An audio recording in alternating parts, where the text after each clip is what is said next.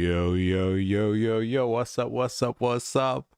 Give up the rack and hello to all my fellow revolutionaries. You know who you are.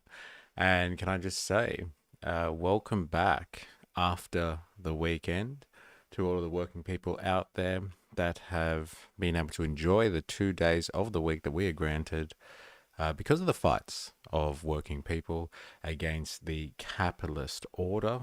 So the original class struggle between the force of capital itself and the force of labor, both in the abstract, but nonetheless, the forces that basically run through the heart of our society and set up the framework, the base that everything else is centered around. So like if you looked at this like a solar system, you could think of the dialectical struggle, that yin and yang kind of core of capital and labor at the center, and everything else kind of rotating and spinning around that and going flying in heaps of different directions and all over the place, but they're all kind of spinning in or around the capital and labor kind of social relation, that central relation in the capitalist system. And yes, I hope you enjoyed your weekend, a time where capital cannot touch labor. Supposedly, it is supposed to be a sacred time. And it's exemplified so much in the fact that English has a word for the weekend, because it's quite a new language in the grand scheme of languages, and something which is quite equivalent. And where English gets its derivations, French, they have no word for the weekend. When you hear them speaking, they're like da da da da da weekend, da da da da da weekend. Like they use the English word for that. That's how recent the idea is, because we've needed a time, like I said, where we can be safe from capital. Just like in the medieval times, you had churches as a sanctuary, where powers from the outside couldn't touch people. It was a sacred place. The weekend is our church today. It is a sacred place where we can all seek sanctuary.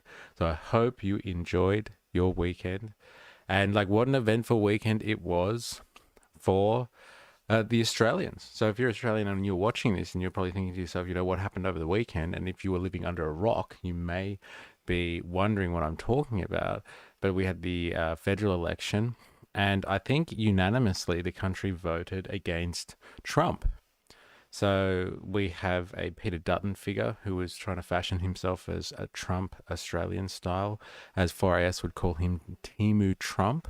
So a cheap knockoff version, or one that's produced or mass produced and then distributed around the world.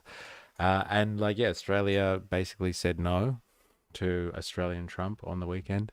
And so that was eventful because, we did a bit of an analysis on it on Saturday night. We had a live stream. So if you joined, thank you for coming along to that special live stream. That was actually quite fun.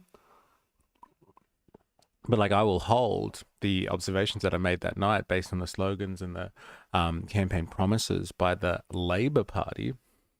Hey, it is Wings of Cheese. He has descended into the building and he says, hi, I will be able to watch for a bit, but I'll need to leave briefly, but I'll be able to watch and tune in later.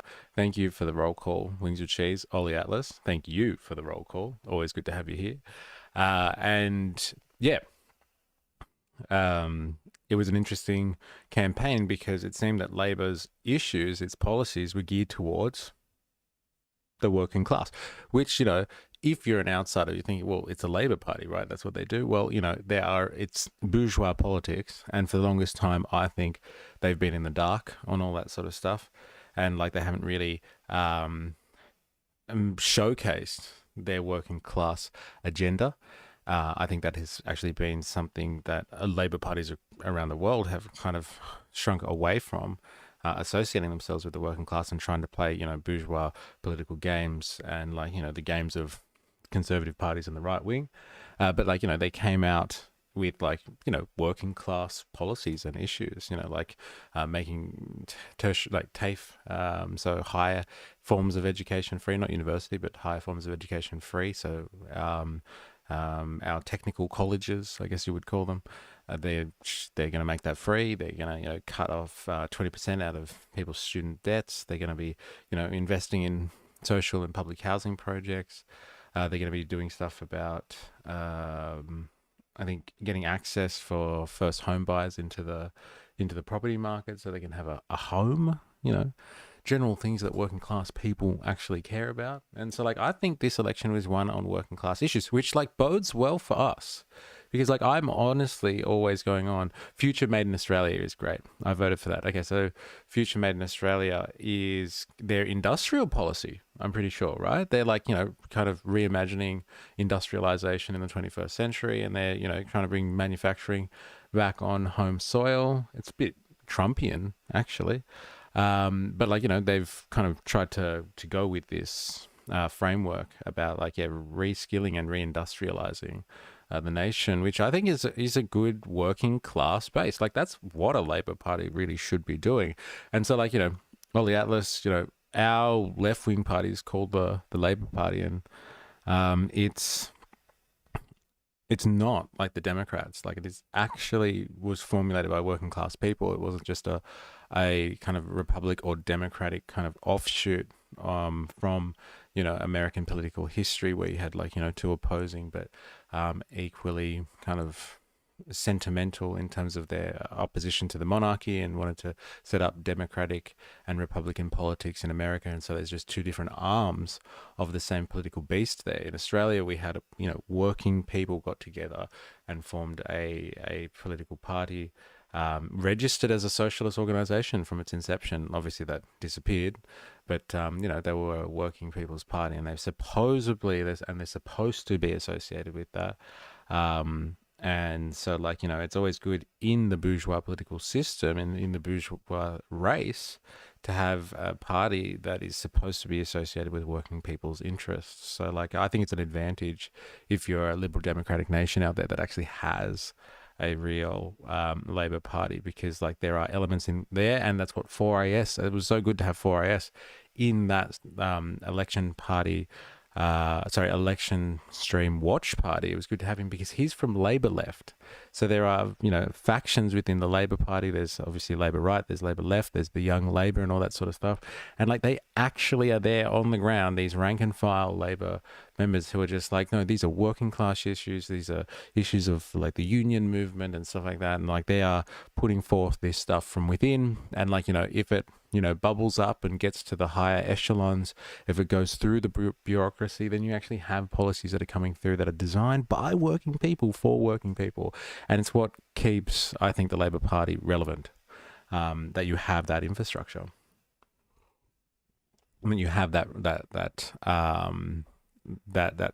stuff there that allows them to be not just in name, but also ideally associated with Labor. And it's speak of the devil, and they say he shall appear.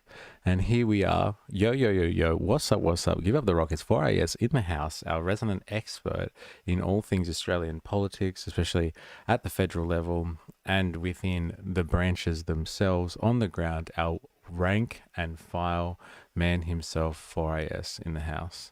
Had a blast on Saturday on the stream. It was good. It was impromptu. And so I do apologize, actually, the Wings of Cheese. I didn't actually I didn't have time to do any advertising, putting it up on Patreon or like doing a community post on YouTube or Discord or anything. All I was trying to figure out was tech, and like we really last minute put that together. So say my name and I will appear, and 4AS comes out of the shadows, and here he is gracing us with his presence. But yeah, I think it was interesting. So Ollie Atlas, I say to you and to any Americans listening or any internationals that don't have this luxury, I hope you get yourselves a Labor Party or a Workers' Party of some sort. And like especially the case with the American system, let's be honest, like the two-party system that you have going on there is it's outrageous. It's outrageous for working people. Yep. Labor is a party of labor. If people think it's gone too far away from that or aren't doing enough elsewhere, then join your branch and fight for change. Nathan Bennett, here we are in the house. Welcome. I don't know if you've been with us on one of these daily live streams before. So, Nathan, welcome. And it sounds like you and 4AS would get along like a house on fire, can I just say? Like an absolute house on fire. Some people say Australia is a two-party and there's only Labor and Conservative. And like, you know, you would be right, like materially, you would be right in saying that, in the sense that like you really only have contention between those parties, but we have many other options. I think like the French have like the most kind of interesting system when it comes to like having various parties, because like you can have like all of these parties kind of at the start. You just need to have a certain amount of, I think, membership and people like associated with you, and then like everybody's in at the start, and then like everyone votes, and then people with a certain number of cutoff votes make it to the next round. And so they really have like a pluralist system. Like there's so many different options and stuff like that out there at the start. Like, you know, if you can get 1,000 of your mates together or something like that, you could form a party and run in the race.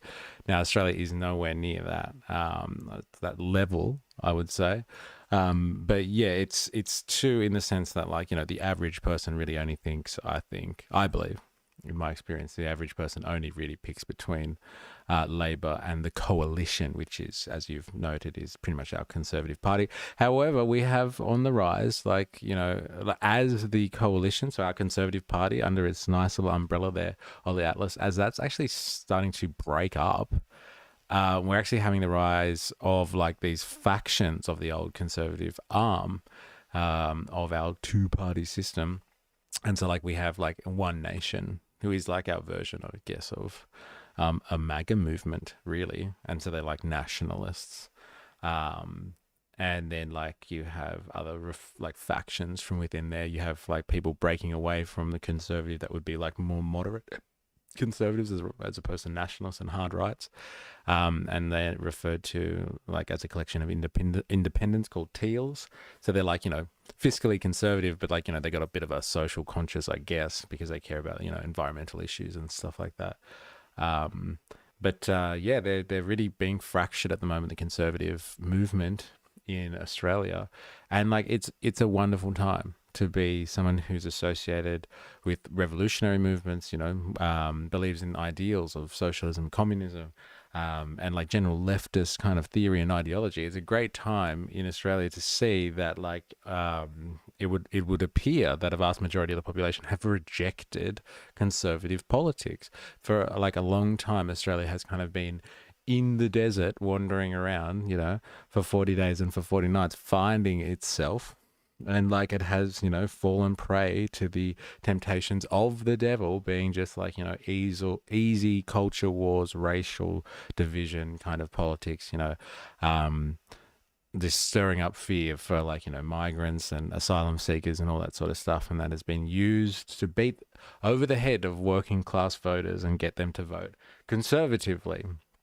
And like it was, I think, kind of an indictment on that form of politics on the weekend, and like a general kind of shift in political perspective towards, like I said, more concentration of working class issues. And I believe that this is really as a result of like, you know, what's going on with Trump. There's a lot of uncertainty in the world at the moment because, yeah, people are worried about, you know, Trump getting in there and like, you know, pulling the Jenga tower that is like the globalized world economy and just like, you know, pulling pieces out of the Jenga tower, like an ape on ketamine, I've heard described, and like just seeing what will happen and like, you know, what's going to happen next. And like people have overwhelmingly voted against that style of liberal democratic politics.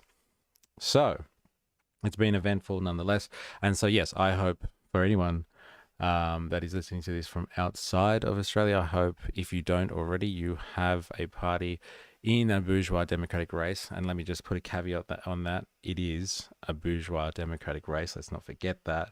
It's not going to solve the problems of capitalism, but it's good to have people in the race that represent working class issues. And like, I mean, meaningfully, not like, the Democrats who would like associate themselves ideally with working class people, but like consistently vote against and like do actions that are antithetical to working people's interest. Put it this way, Nathan. Again, my partner is Ugandan. If Dutton won, we were moving. Shit. There you go. Yeah, well, there you go. Enough said. And I think there was an overwhelming vote against that type of sentiment. Ollie Atlas says, here it is the endless cycle of red, blue, red, blue, red, blue. It's like a guy keeping going for all the wrong girls and expecting to find a good wife. I love the analogy. So good. 4AS. The Teals are interesting. Unless they form again with the coalition could go into obscurity. Teals are basically the wets of the coalition. And I believe you're referring to Dutton when you say fascist with your asterisks there. But like, fair enough. If the shoe fits, hey? 4 hours. I went into it slightly, but there is a huge difference in the ALP, and I would say with the bourgeoisie parties in general, but the rank and file and the caucus of the party, between the rank and file and the caucus of the party. Yes, so like rank and file, one thing, the people that, really believe in the movement, and then like the actual bureaucracy of the party itself and the people that sit on top making decisions. That's just the unfortunate reality of organizations and institutions as they become more and more ossified and ingrained, and they become more bureaucratic. That is just the way that organizations seem to flow. They seem to flow in that direction. And like, that's why today we're going to listen to a word from an anarchist, a self-described anarchist, because they are very against, institutions for the sake of an existing institution. They like to break that stuff down. If stuff doesn't justify itself, it's gone. And so like, we're going to listen to an anarchist to take today. So, yes, it'll be interesting if rank and file takes more of a driving seat. That would be wonderful, wouldn't it, 4AS? But like, only you would be able to tell us how idealistic that idea is, if that's a bit of a 4AS fantasy going on there. But like, time will tell. Good sir, time will tell. So as I alluded to just then, we are going to be continuing our general investigation into techno-feudalism, surveillance capitalism, the tech bros, technocracy, tech authoritarianism, like the stuff that is really taking the world by force right now. My big and overarching theory is that, the bourgeoisie of the 21st century, especially this part of the 21st century where we are at now, in the 2020s, is that we live in a world that is controlled and mediated by big tech companies, tech giants. Okay, so, most parts of the economy, most businesses out there, I would say it's almost insignificant how many people that operate in the economy that don't have software associated with their business, a website. They don't have any digital presence. And so like the entire economy is therefore digitized. And so like somebody's got to own that infrastructure. Somebody's got to own those means of production that we all flow across in the digital landscape, across the Internet of Things, the smart technology that we all use. Somebody's got to own and control all of those digital highways. And it is the tech bros that do it. And they are the most significant part of the bourgeoisie today. In previous times, we had industrial capitalists, we've had merchant capitalists, we've had financial capitalists. They have been the most important parts of the bourgeoisie that have run the world economy. But now It is the tech bros. And so we have been investigating the tech bros specifically and the tech giants that control the world's economy and how influential they are on geopolitics. And we're going to be looking specifically today at surveillance capitalism. Quick diversion for us says the class conscious possibility is encouraging coming out of this election. The fact this election was about cost of living and not migration and culture war is a huge step for the Aussie populace. A man can dream that the rank and file can seize the means. A man can dream for us. A man can dream. And I hope those dreams come true, because we're going to be talking about seizing the means today. Like I was just saying, like, you know, these tech bros, they control the digital highways. They control the technology that the entire world's economy requires to survive. And so, like, you know, if every business out there that runs has some type of PC that they're operating and it runs on a Microsoft operating system, and like everybody has a phone that's either, you know, runs off, and this is in the West I'm talking about here, that runs off Mac operating system, Mac OS, and then, or they have Android OS, like, you know, like all of the technology that we have is being held and operated, controlled, and surveilled by a small group of Silicon Valley tech giants. And they are controlling the currents of the global economy. And this is huge to think about. This is absolutely huge to think about. Because, like, at no point in human history has the entirety of commerce, trade, and economics been mediated by so few people. Like, you know, you could argue in like the colonial era that, like, you know, the East India Shipping Company or something, which controlled basically trade on, you know, 2/3 of the world or almost, like, has had that type of power. And like, we know what colonialism did to the world. And so, like, there is arguments that the new colonialism is digital colonialism, and we've looked at that too. But, like, you know, these tech bros, these tech giants really do mediate the entire world economy. Because, like, you know, even the East India Trading Company, at one point they went to port and then somebody else distributed their goods, and, like, you know, other elements of the economy got involved once they got back to Europe or got back to Britain or something like that. There were other elements in the world economy that were being involved there. But, like, if you're a tech giant like Microsoft or Apple or Amazon, or Facebook or something, you have access to, like, you know, the world's populations and, like, you know, mediating their activities like no one else. And so, like, I want to refer back to this. Yeah, used to be tea and spices. Now it's data and ads. And so, like, we've lived in an economy built around advertising before. So, like, I think more apt, and, like, I think it's why you've probably put it first there, all the outlets, is data. Data is the new oil of the 21st century. I really do believe that. And, like, they control the data flows. Because, like, if you can turn the world, the entire physical world, into a bunch of ones and zeros, and then get your systems to process that information, like, there's incredible power that comes with basically documenting the world's population. It's scary. It's a scary amount of power, but, like, these people are setting up the infrastructure for it.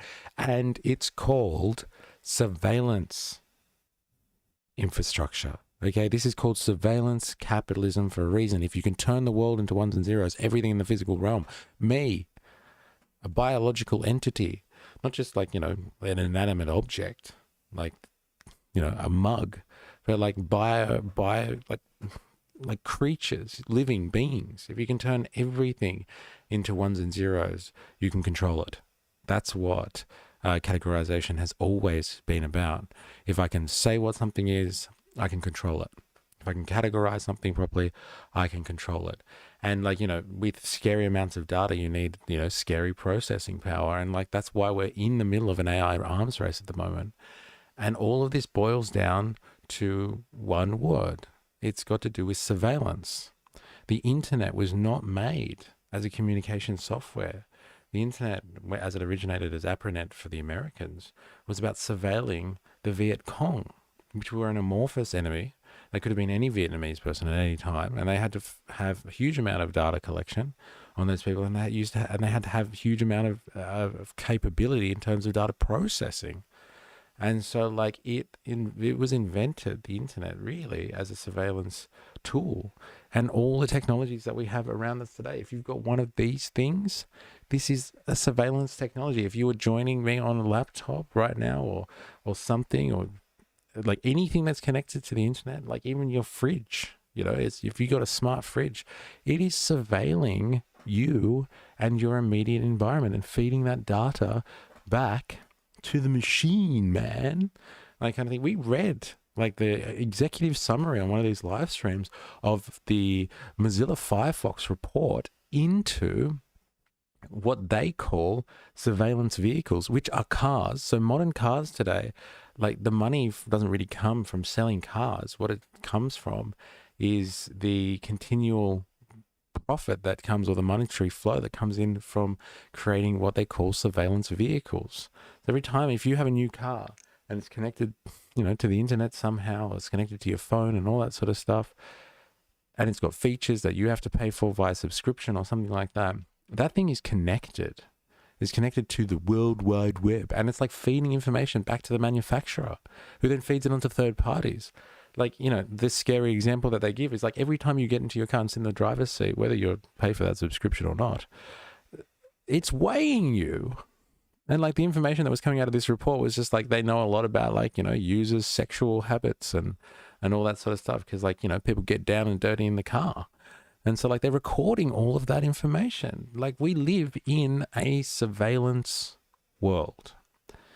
And like this surveillance technology is not like the Big Brother stuff from 1984, where you've got a TV in your wall and there's like, megaphones on every street corner blasting propaganda, and like you don't know whether your neighbor's going to dob you in to the thought police or something like that. Like, that's different. That's like, that's 20th century surveillance. We got 21st century surveillance, and we surveil ourselves. We give up this information, this data, as Ollie Atlas rightly calls out. We give up this data, and like no one has fought and died in this war over data yet. No one has really realized that it's happening. Most of us don't know, and we don't even know the origin of the internet being primarily not a communication software, but a surveillance software. It's an intricate web for surveillance purposes, and so we got to start referring to everything that we're doing as a form of integration with surveillance technology. It's not, we're not going on, we're not accessing the internet so we can, buy things conveniently or speak to loved ones on the other side of the planet. We're connecting to the internet to allow others, third parties and corporations, to pry into our private lives for the convenience of being able to buy things online and speak to loved ones on the other side of the planet. That's how we need to look at this from now on. Brandon Ox is back, and Brandon Ox says, I'm not sure that it's entirely possible to fully 1 and 0 everything. Okay, that's a good point. However, I would put it to you that like, it's not possible for us to conceive as humans, because like, what would really have the power to do something like that? And like, the only thing that could process that is artificial intelligence. And like, they're working on it. And like in a stream recently, Brandon Ox, it was probably a while ago now, it was probably like a month or more ago, me and Jag were looking at this thing called the Internet of Trees. And so like, there is a corporation that is being funded by Silicon Valley types that is going out and mapping by putting sensors all over the Amazon rainforest. Like, they're putting sensors, I know this is not everything, but they're putting sensors like, on every hectare. They've got a number of sensors that they put on trees and stuff all over the Amazon forest. They're raising money for this so they can capture the biometric data of the entire Amazon rainforest. And so like, while this is a project that they're just trialing at the moment, like, this is the vision that they have. They want to capture the biometric data of the entirety of the Amazon rainforest. Like, this is not like kind of just some, crazy idea, man. Like, MysterE put on your tinfoil hat. Like, they are literally, there's a project, you can look it up, and like they're getting funding for this, and they're going to biometrically map the Amazon rainforest. And so, like, while it might seem absurd that you could like put ones and zeros on everything, but like, they're going to bloody try. Glad that Jag person isn't here tonight. Yeah, I know. Asshole. Oh, look, it's Jag. Hi, Jag. Look, everybody say hi, Jag. And like, we looked at this and like we were both like, no way is this happening. And it was bloody happening, apparently. So, Ollie Atlas, if the bureaucrat does 21 hours working days, it is sadly. Spotify has surveillance system monitoring people's emotions, which is inspired by 1984.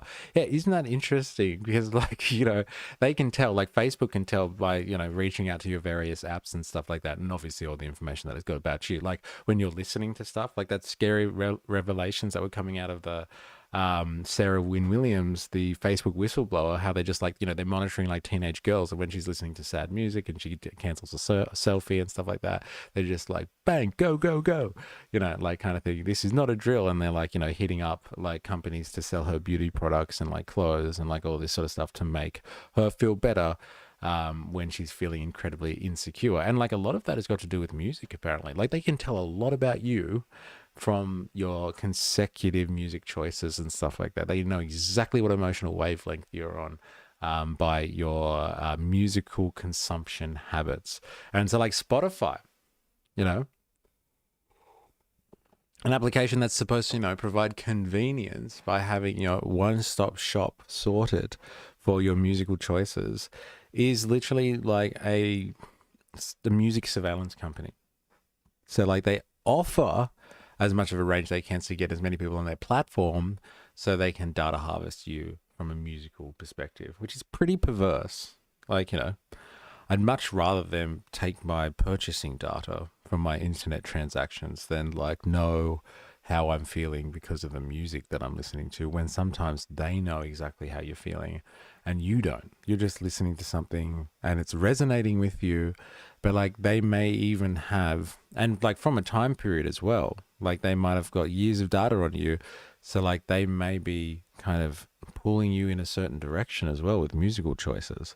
And then all of a sudden you start to feel a little bit melancholic, or you start to feel a little bit excitable.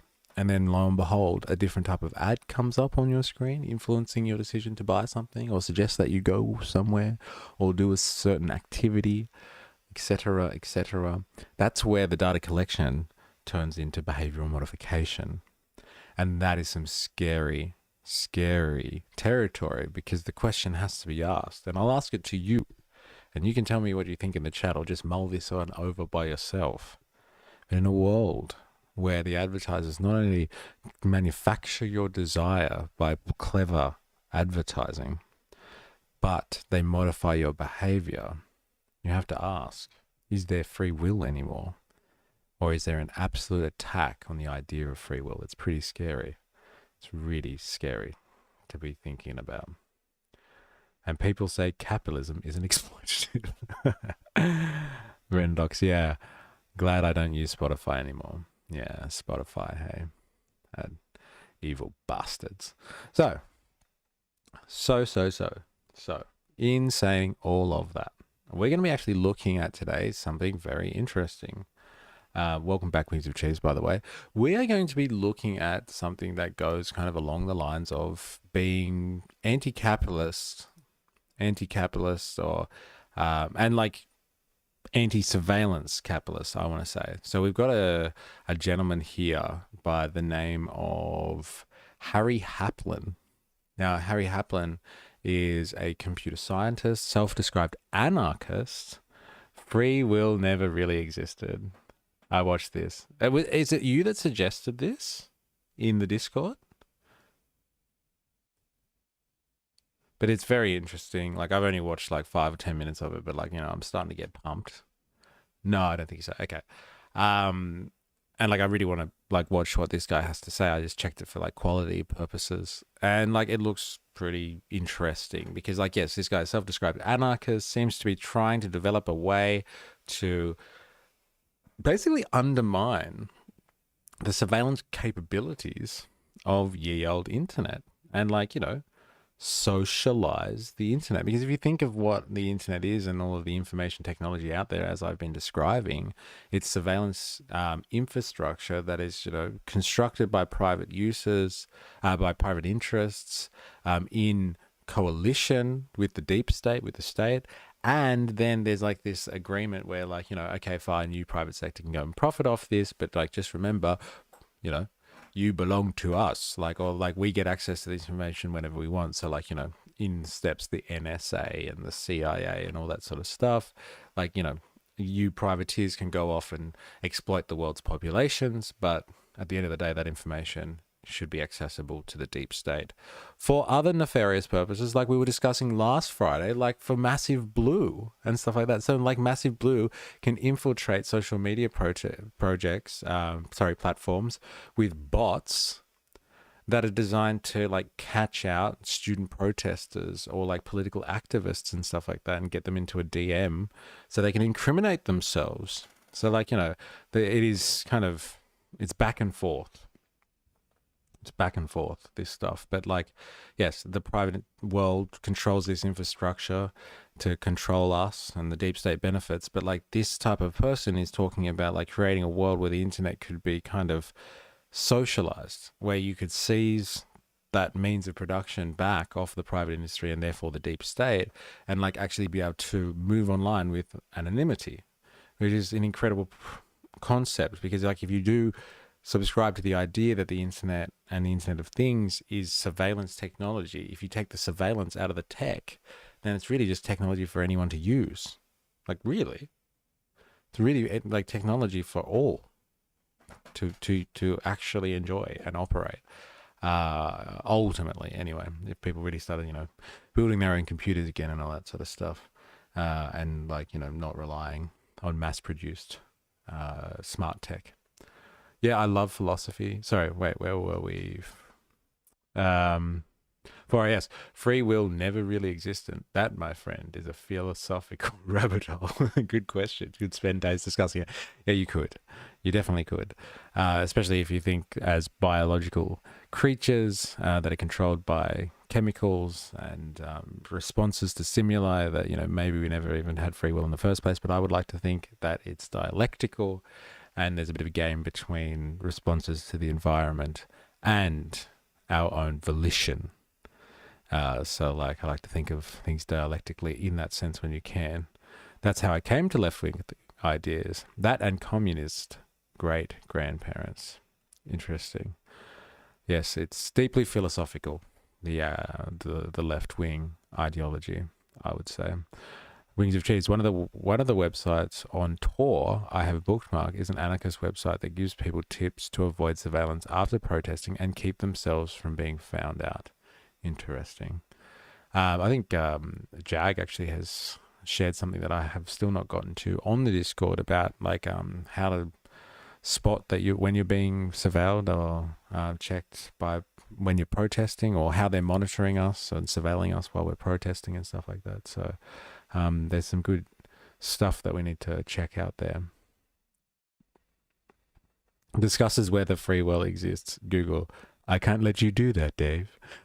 And you know what? It looks like the chat is flowing nicely today. Can I say, what was happening on election night, which I was really surprised about, like, because Google needs to fix itself there. But, like, a lot of people getting censored hardcore in the chat on election night because people were talking about politicians. And so, like, Google was just, like, shutting it all down. But it's like, it's an election watch party. Like, how do people not talk about politics at an election watch party? And Google was just shutting down the discourse, unfortunately. So I can maybe link it if you want to check it. Yes, please. Unless I need Tor to look at it, because it's going to threaten my existence with surveillance capitalists and the surveillance state, then I might not check it out. But if I don't need Tor, then, link it and let us know. Where people calling Peter Dutt. Peter Dutt plug. Look, I don't know, because they were getting censored. I just heard a few people, like, saying, look, I'm getting censored hardcore in the chat here, which is bullshit. And, like, it was bullshit because, like, my God, No, you don't need Tor. Okay, good. But like, like it's an election watch party and we couldn't, and like people getting censored in this chat. Ridiculous. Absolutely ridiculous. Anyway, I'm going to shut up now because I've actually been talking about for like 40 minutes straight and I'm sure you're sick of it. So let's hear what this guy has to say. It's a bit slow at the start, but he gets warmed up and you're just like, holy shit, he's got a point. And like, I want to see where he goes with that point. You mentioned viewers. Did you have a lot of viewers?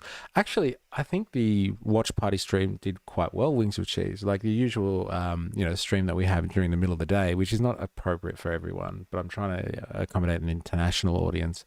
It gets about like 50 views in its lifetime, but like the election watch party had about, has had a couple of hundred views actually since it aired on Saturday night. So, and another big thank you and a shout out to 4IS because he made all of that possible with his incredible insight. So, 2 times speed for the video.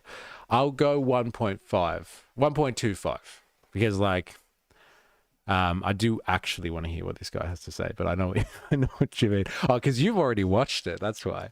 So it can be a little bit slow, but I do want to hear this guy out. 2 times speed. Just checked, and it's the second highest viewed stream on here. Yeah. So it did do well, and I think it's just that's just the aim or the game when it comes to social media. You just got to be on top of trending issues, and that was obviously trending. Obviously, because everyone was looking up the election, and it was just nice to be coming up in real search for once. So yay, happy for you guys, happy for us, happy for the movement, because we copped a couple of extra subscribers, I think as a result of that, and some people that maybe had not have seen the channel before, but can empathize with it and want to be part of the movement. So it was good. Seriously underrated. Thank you, sir. Appreciate it. And yeah, 4IS, apparently very underrated political analyst too. So he's got a calling. Watch out, Anthony Green, ABC. 4AS is in the house. So let's have a listen, shall we?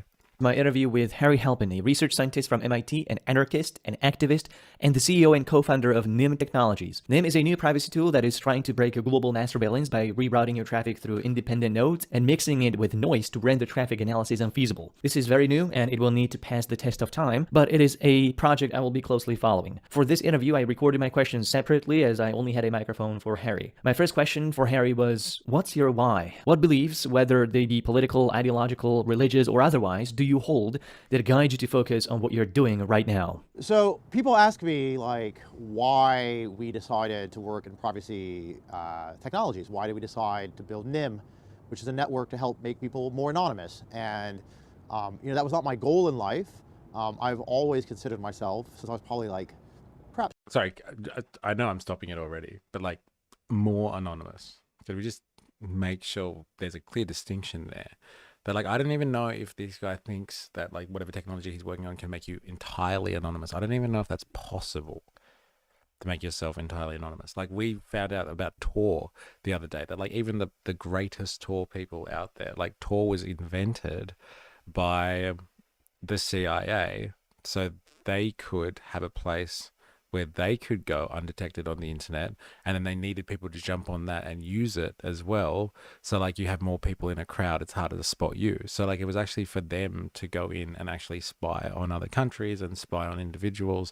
And so they encourage people to use Tor. So it still works, but it's infiltrated obviously by the deep state itself. And it's difficult to have complete anonymity when you're on the web in any form, whether it's the traditional internet or the dark web or something like that. So he said, more anonymity, which is great. I think that's really good. But can you ever be completely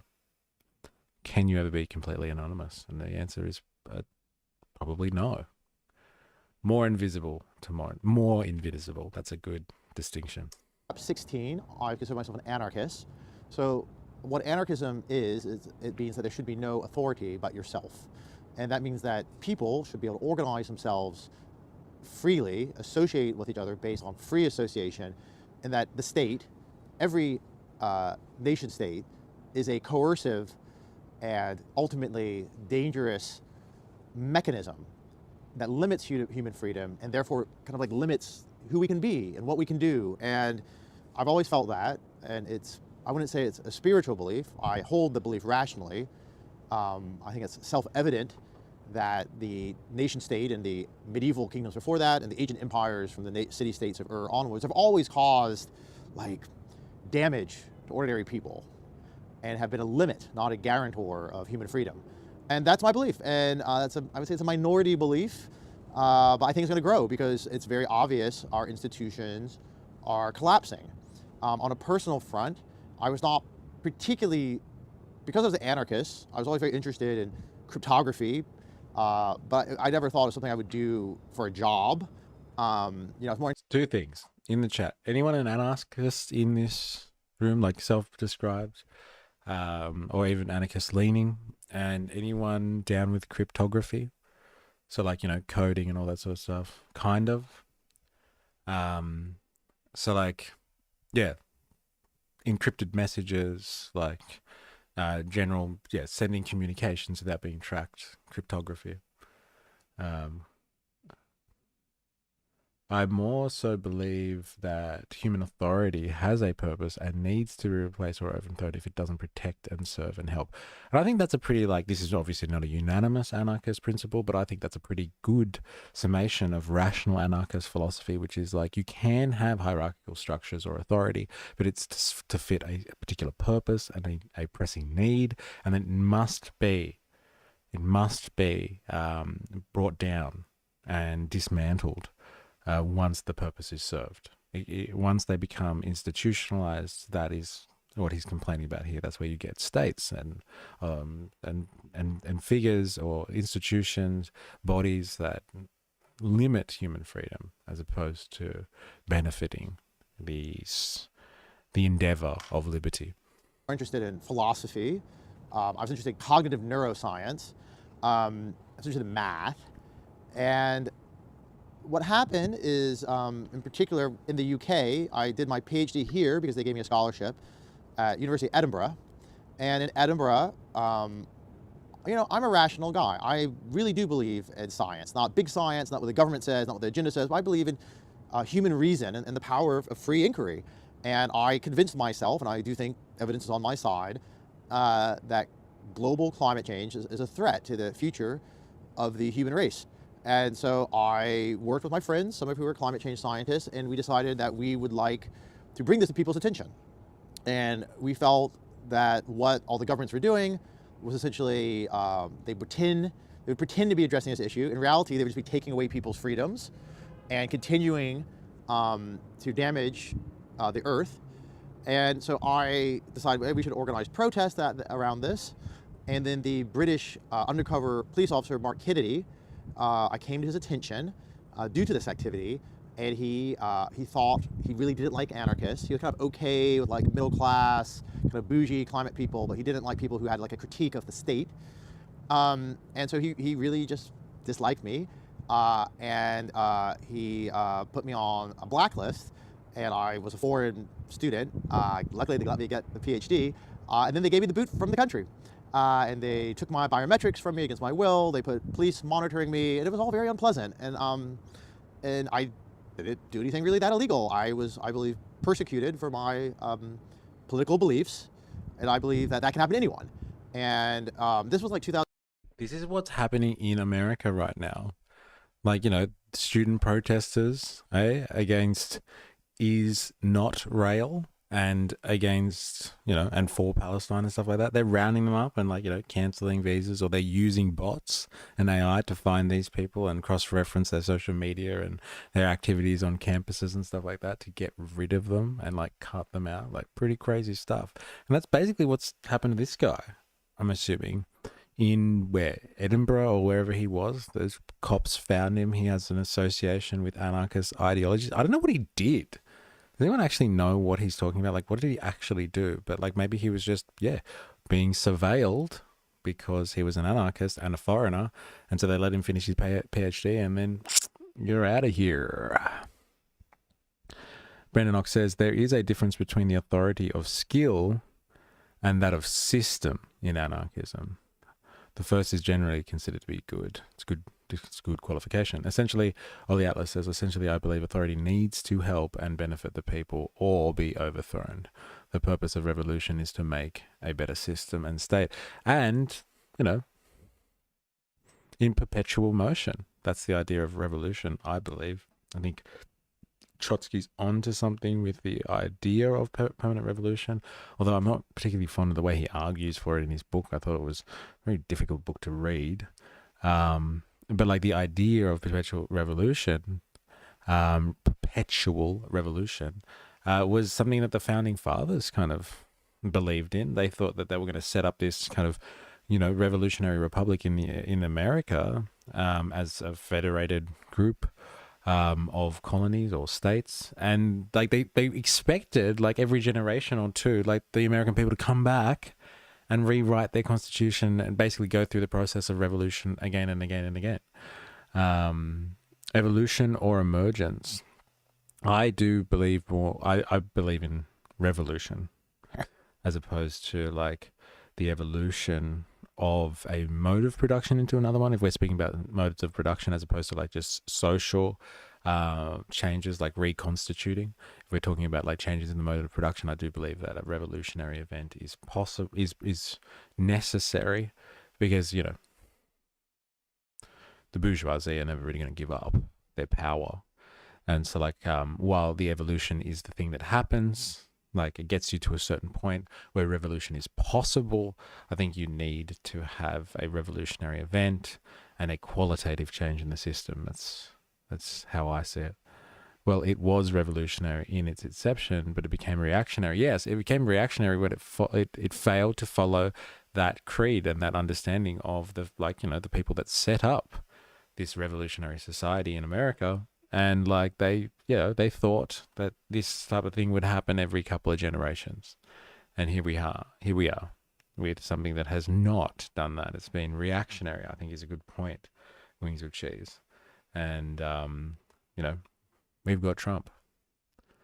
Like Christianity in the past. In what sense? Are you calling like old Christianity revolutionary? Or it became reactionary after it kind of broke ground?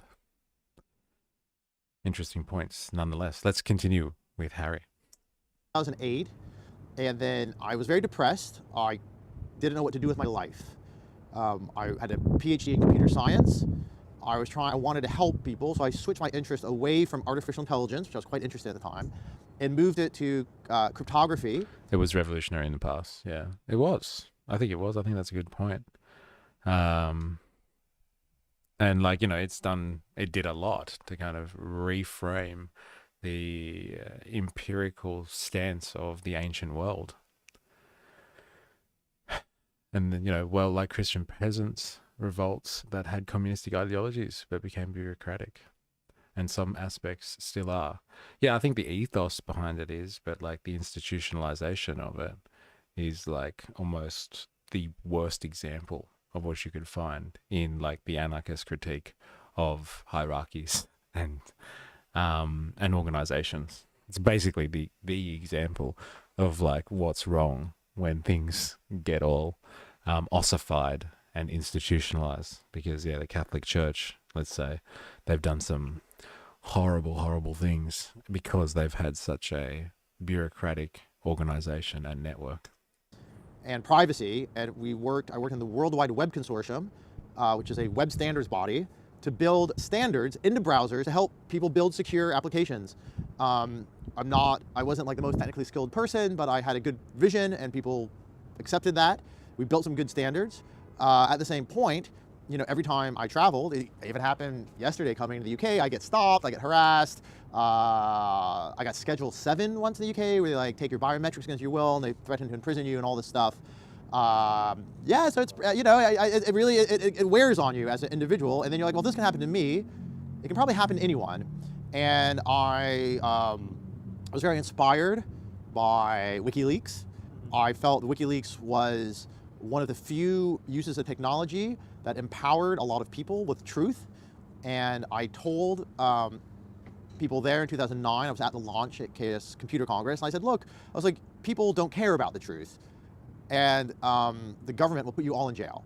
And I was right about the latter, but not the former. Because in actuality, yes, of course, they did put Julian in Belmarsh. They effectively tortured him. I believe they tortured Chelsea. But I was wrong. People did care. I do think that Chelsea's leaks helped in the Iraq War. I do think that WikiLeaks had tremendous amounts of good in the world, no matter what you personally think about Julian or Chelsea or any of these cast of characters. And then when the Snowden revelations happened, I was like, actually, the big problem is not cryptography. Cryptography is fairly well understood, minus perhaps some of the post-quantum bits. But I said, you know, what really matters is this tracking of people, the surveillance of people. And that's not really a cryptography problem. Cryptography helps.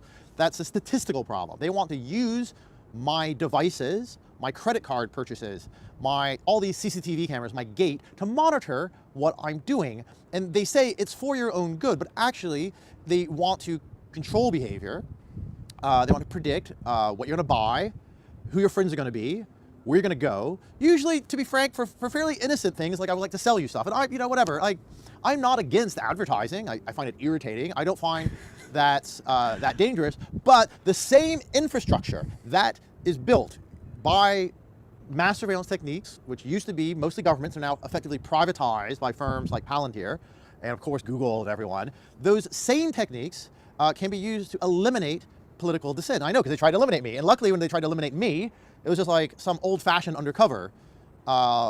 And now it's a machine. It's a surveillance machine. And I believe as the economy gets worse and worse, as we as humans need to reinvent our entire form of society. And I'm not going to tell people how to do that, but I want people to have that chance. And we're not going to have that chance if people are surveilled and go to jail for holding unpopular beliefs, for being anarchists, for being I don't know what. That's absurd. And I think he's got a point there. Like, seriously, it's a scary environment. And, like, on Friday, we were checking out Massive Blue. Like, that was scary. Like, people like us. Like, imagine if someone got in on our Discord server, a little bot, a little Massive Blue bot, and was just like, picking us off one by one, asking us DM messages and, like, asking us what we're going to do about this issue or that. And it was gathering incriminating evidence to be used against us. So if we stepped out of one country and tried to go to another, we could be held at someone's border.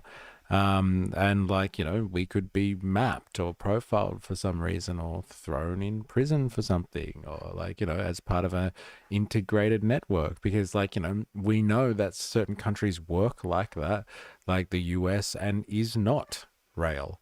Like we know that they work hand in hand in terms of their deep state apparatus and they will pick up, people for each other and nab people for each other and, even like plant incriminating stuff on targets for one another and they work hand in hand in that sense. So like, he's talking about a very real world here and it's true. Like there's a lot of uncertainty and we were speaking about things before. The Australian election has been won and lost on the uncertainty of the global environment and the uncertainty in the economy at the moment. And, that uncertainty breeds fear. And like, when there is fear, there's justification to clamp down on people's civil rights and liberties and all that sort of stuff. And you can justify surveilling people that have oppositional or, radical political beliefs and you can start locking them up for it. And like, this is only going to get more sophisticated or even not sophisticated. Actually, that's a bad word because, anyone who's used a chat bot when you've tried to, get in contact with a service provider for something would know that chatbots are not that sophisticated, but they're replacing real people. And so at least real people, you can empathize with them to some degree and they might be able to use nuance. But like the bots that they're using that they're going to be rolling out to monitor the world's populations, potentially if they're not, well, they are monitoring us anyway, but this like using their discrimination, using their decision making, these bots that are going to be deciding on who's a baddie and who's not, this is some scary, scary territory. And so like we need to, be protecting our online traces, all of us especially, I would say. Not to like, fearmonger or anything, but just, just so we're all a bit more realistic about like how we talk and how we get, monitored in chats and censored and all that sort of stuff. Nathan Bennett, have you ever heard the tale of Pelagius? Is that Pelagius? The wise? Not as how the Catholic Church would tell you. No, I have not. No, I have not. I'd have to check that out separately. Cryptography, how scam baiters hide their rats from scammers, can be very malicious stuff. No, I haven't, Nathan. Like a method of encryption, I think. And being able to decrypt the information after it's encrypted. Let's have a quick divulge and go to, I'm going to copy this out, see if I can copy it.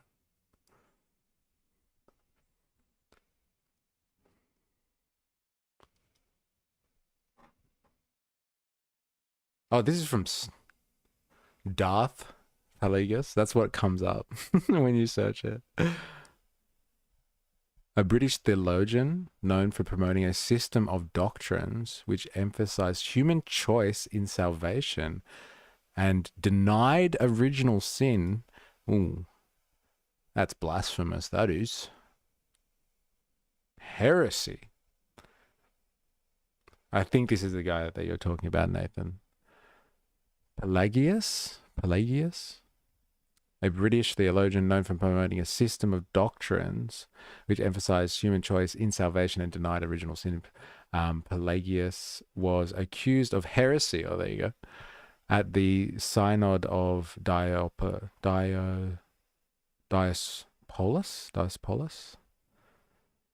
in 415, and his doctrines were harshly criticized by Augustine of Hippo, especially the Pelagian views about mankind's good nature and individual responsibility for choosing asceticism. He stressed the freedom of human will. Very little is known about the personal life and career of Pelagius. Very interesting. There you go. There's your free will conversation right there. Hey, what a radical he was. Died in Egypt. There you go. You maverick, sir. A iconoclast. Yep. Love the types of Christianity that say God sinned against man. He turned me into a nuke. That guy liked hippos. Damn. Sorry, also mowing a lawn. All right, well, thanks for chatting in between mowing. Look up Saint Nicholas versus Arius. Arius?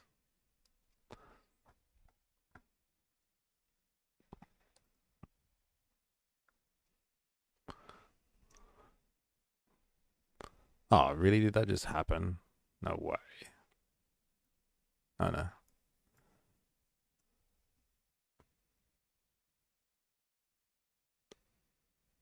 What's this?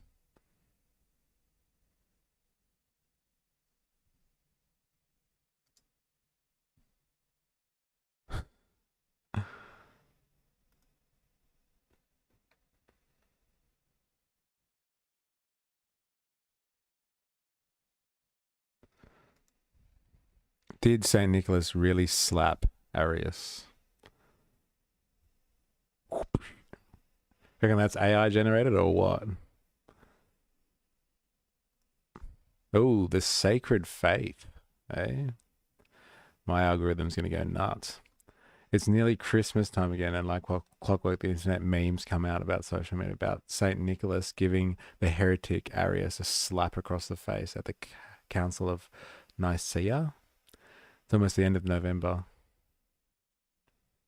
St. Nicholas is humorously portrayed in social media memes, which playfully recount an infamous incident when the good bishop, provoked by Arius's blasphemy, supposedly delivered him a slap across the face. However, historical inaccuracies abound in this narrative. It lacks credibility.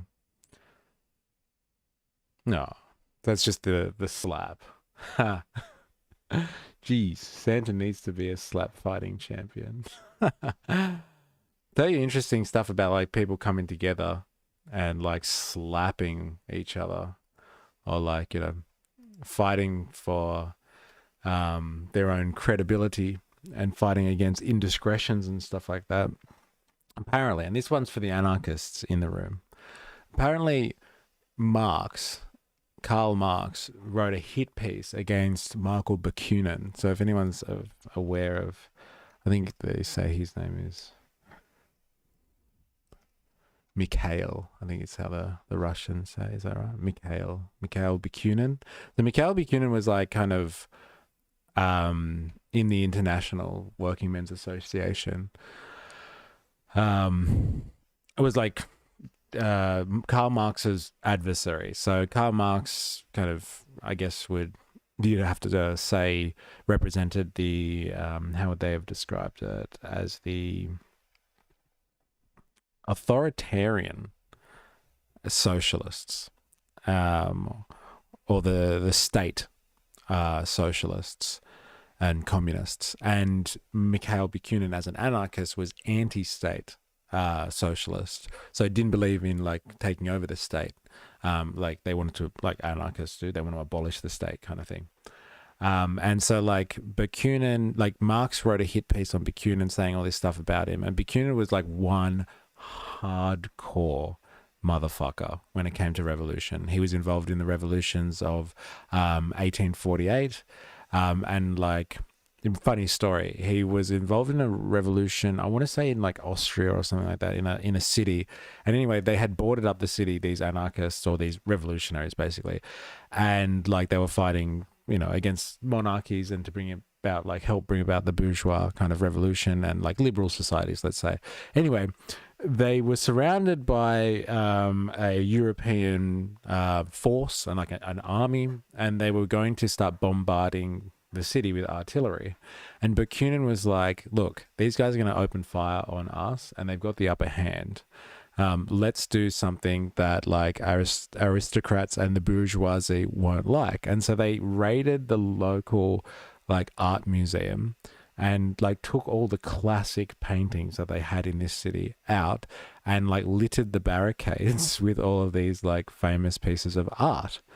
And so like the generals and stuff refused to fire upon the city because they didn't want to destroy all of this, like these famous artworks and stuff like that. And so like they were able to then send people out to negotiate instead of like opening fire and destroying like important pieces of art. And like, so he knew how to get under the skin and like directly attack, you know, the bourgeoisie and like, I guess the aristocracy and stuff like that. He knew what like their limits were, kind of thing. So like this is one savvy revolutionary. Anyway, Marx wrote a hit piece on him, and this guy stood up in one of the international conventions that they had and was just like berating Karl Marx and telling him off for like, and why he was wrong for the claims that he was saying about him and stuff like that. And Marx actually had to apologize to him, and I think Marx wrote him, if I remember properly, wrote him a letter of apology.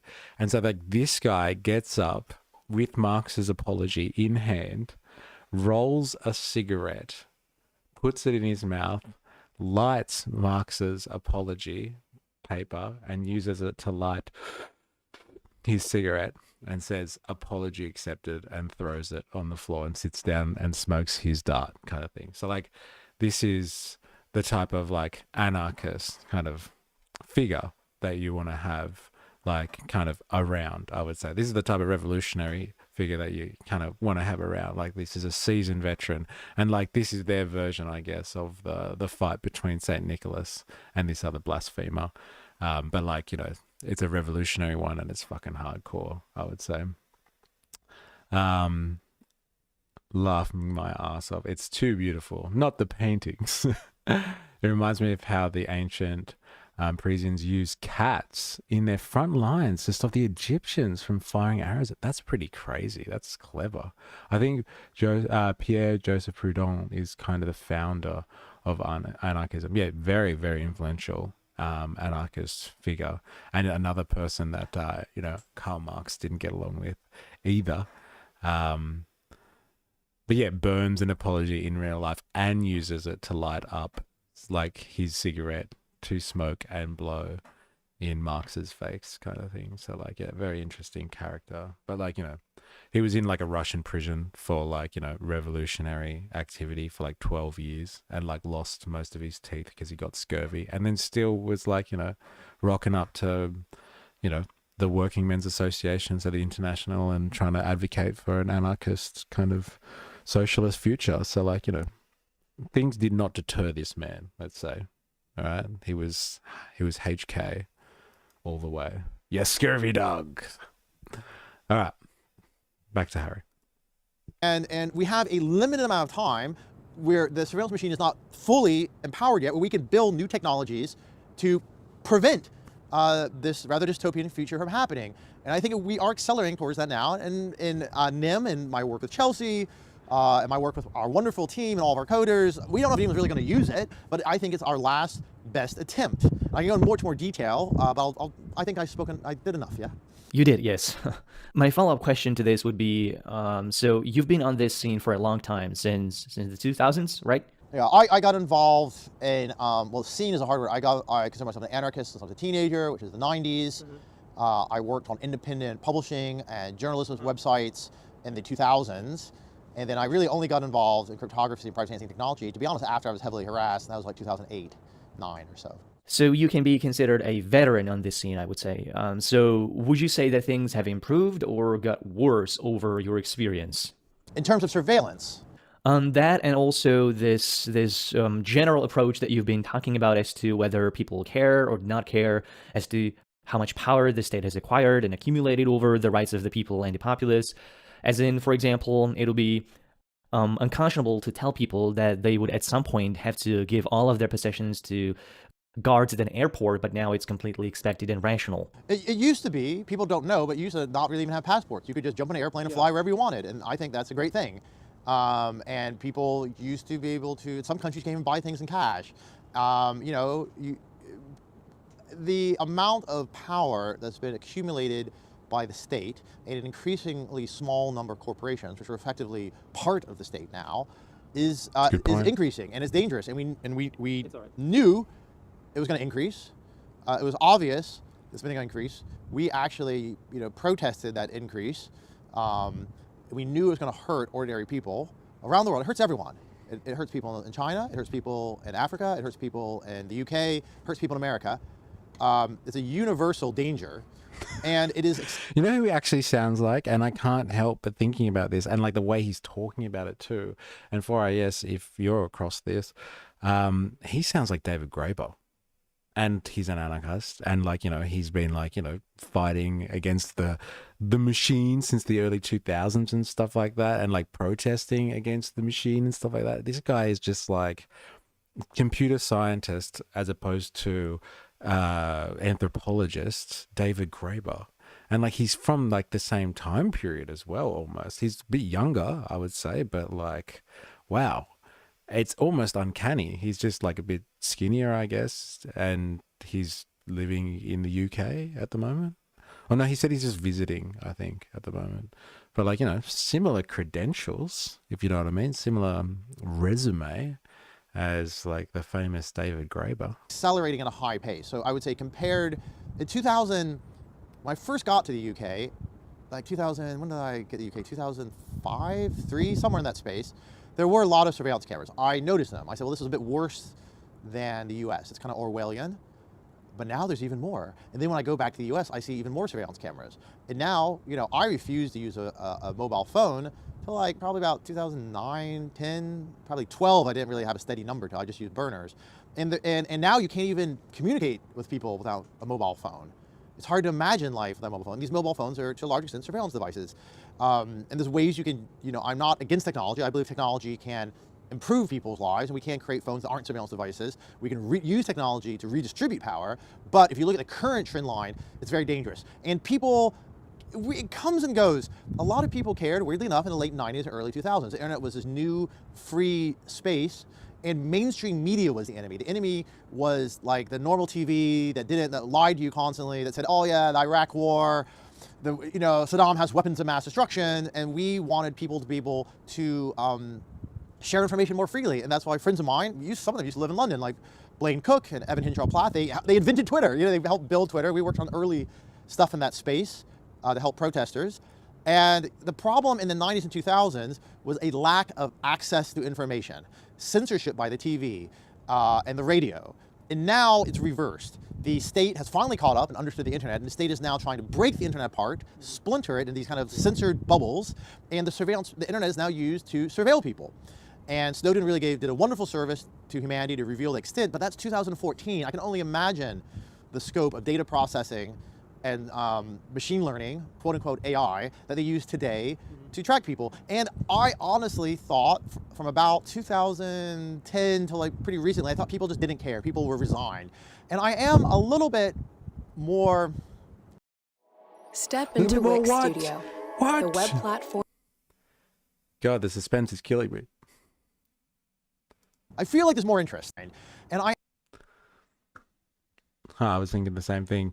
Nathan says, have we ever seen the two of them in the same room though? Yeah, I know, right? Yeah. And like maybe David Graeber didn't die at all. He's just like reserved to the fact that he is now Harry Halpin, and he's going to, through digital means, save the world and bring on the anarchist revolution. I am a little bit more... I feel like there's more interest. And I think it's because the situation is becoming atrociously unbearable. It used to be, like if I search something, and I use a normal search like Google, and I'm not using a browser like Brave, and they have cookies on my device, you used to not be tracked doing that. I mean, I'm sure they did some optimization of the results, but now you search something on one site and it shows up on 3 other sites. It follows you around the internet. And that, I think, spooks people out. And then the algorithm is clearly trying to manipulate people's beliefs. And it's becoming increasingly hard to deny. So people that were earlier, we warned people 10, 20 years ago, this could happen. I wrote a piece called The Philosophy of Anonymous, about the anonymous hacker group and why being anonymous is important. I wrote that 2014. I said the internet is going to become a surveillance machine. And people thought that was kind of far out. The Philosophy of Anonymous? Is that what he said? Pretty sure it was. Let's have a look at that.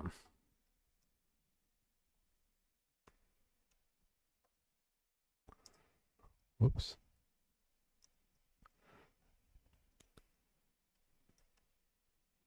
Anonymous. Let's have a look. Harry Halpin. Here it is.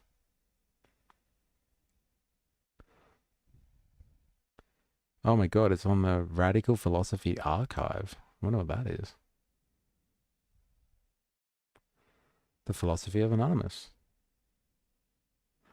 Interesting. Because like Anonymous used to be like such a, I guess, a unanimously kind of anti-establishment kind of organization. But like if you try and look at anonymous pages and channels and stuff like that on like, you know, social media now, like there's a lot of the anonymous stuff that is just like, you know,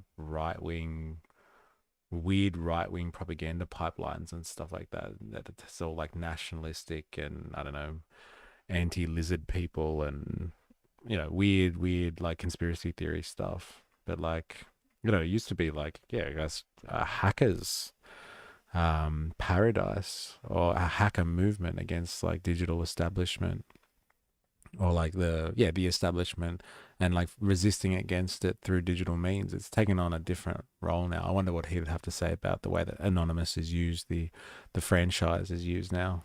I have to read that later. And now, you know, everyone agrees. Everyone knows it's about to explode. But what can we do? I think that's the harder question. Right, so what we can do is something that you're trying to do with NIM, I believe. And my biggest problem with this is that I can go there, I can read white papers, I can listen to all the technical stuff, and I'm fascinated by this. But how would you sell this to my mom, who doesn't even like understand the difference between a search engine and a web browser? And like I could give you this challenge, and you may try to answer that if you can, if you want to. But do you think that it is important that people like that are also on board with this entire privacy thing? Because it really does take a lot of effort from a person. They have to be proactive, they have to want it, they have to have the motivation to actually go through the several steps and learning all this stuff. Do you think that this is something that you can do with NIM? Oh yeah, I think it's a mistake that's our fault. It's the fault of the programmers that it's so hard to use, right? Because oftentimes when I'm a programmer, I would build tools for myself. So I would assume people are like me. People want to like install Linux or use a command line, and that's total gibberish to like the vast majority of the population. And being anonymous requires a crowd of people, a large crowd. The larger the crowd, the better. If it's only a few freaks, you know, a dozen anarchists using Signal or NIM or Tor, they're just going to stand out. You need a heterogeneous, large group of people, and you use many normal people. There isn't really such a thing as normal. You need as many different kinds of people as possible. And you need my parents, and we need your parents, and we need people that can't even, we need people who cannot even read and write. We need everyone to use the technology, because the more people in the crowd, the harder it is for them to surveil everyone. On some level, it's a collective effort. But the thing is, people have real problems. People have to pay the bills. People cannot spend tons of time learning how to install stuff.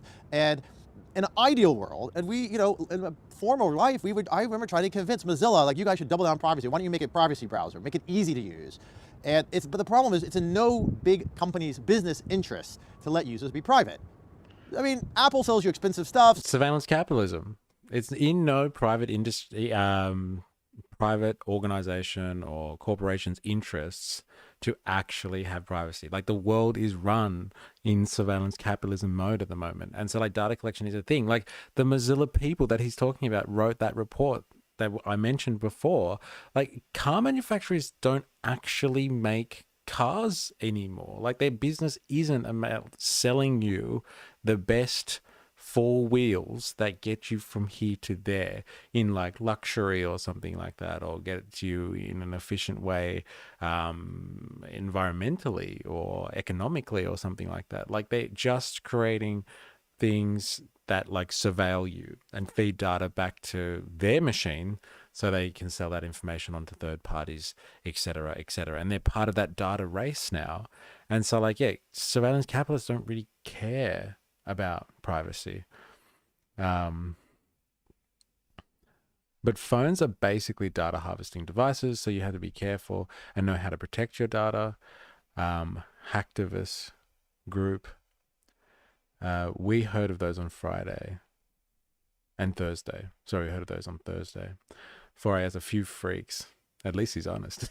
Yeah, it's so good, right? Yeah, you know, a few freaks, just 12 anarchists or something like that.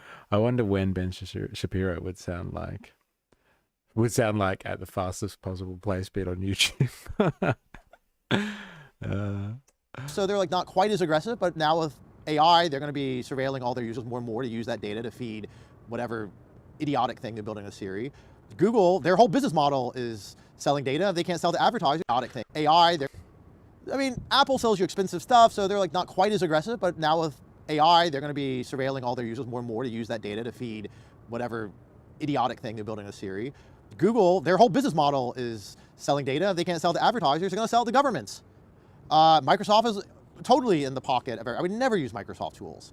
But people are stuck with these tools. They're stuck with what they buy when they buy a computer.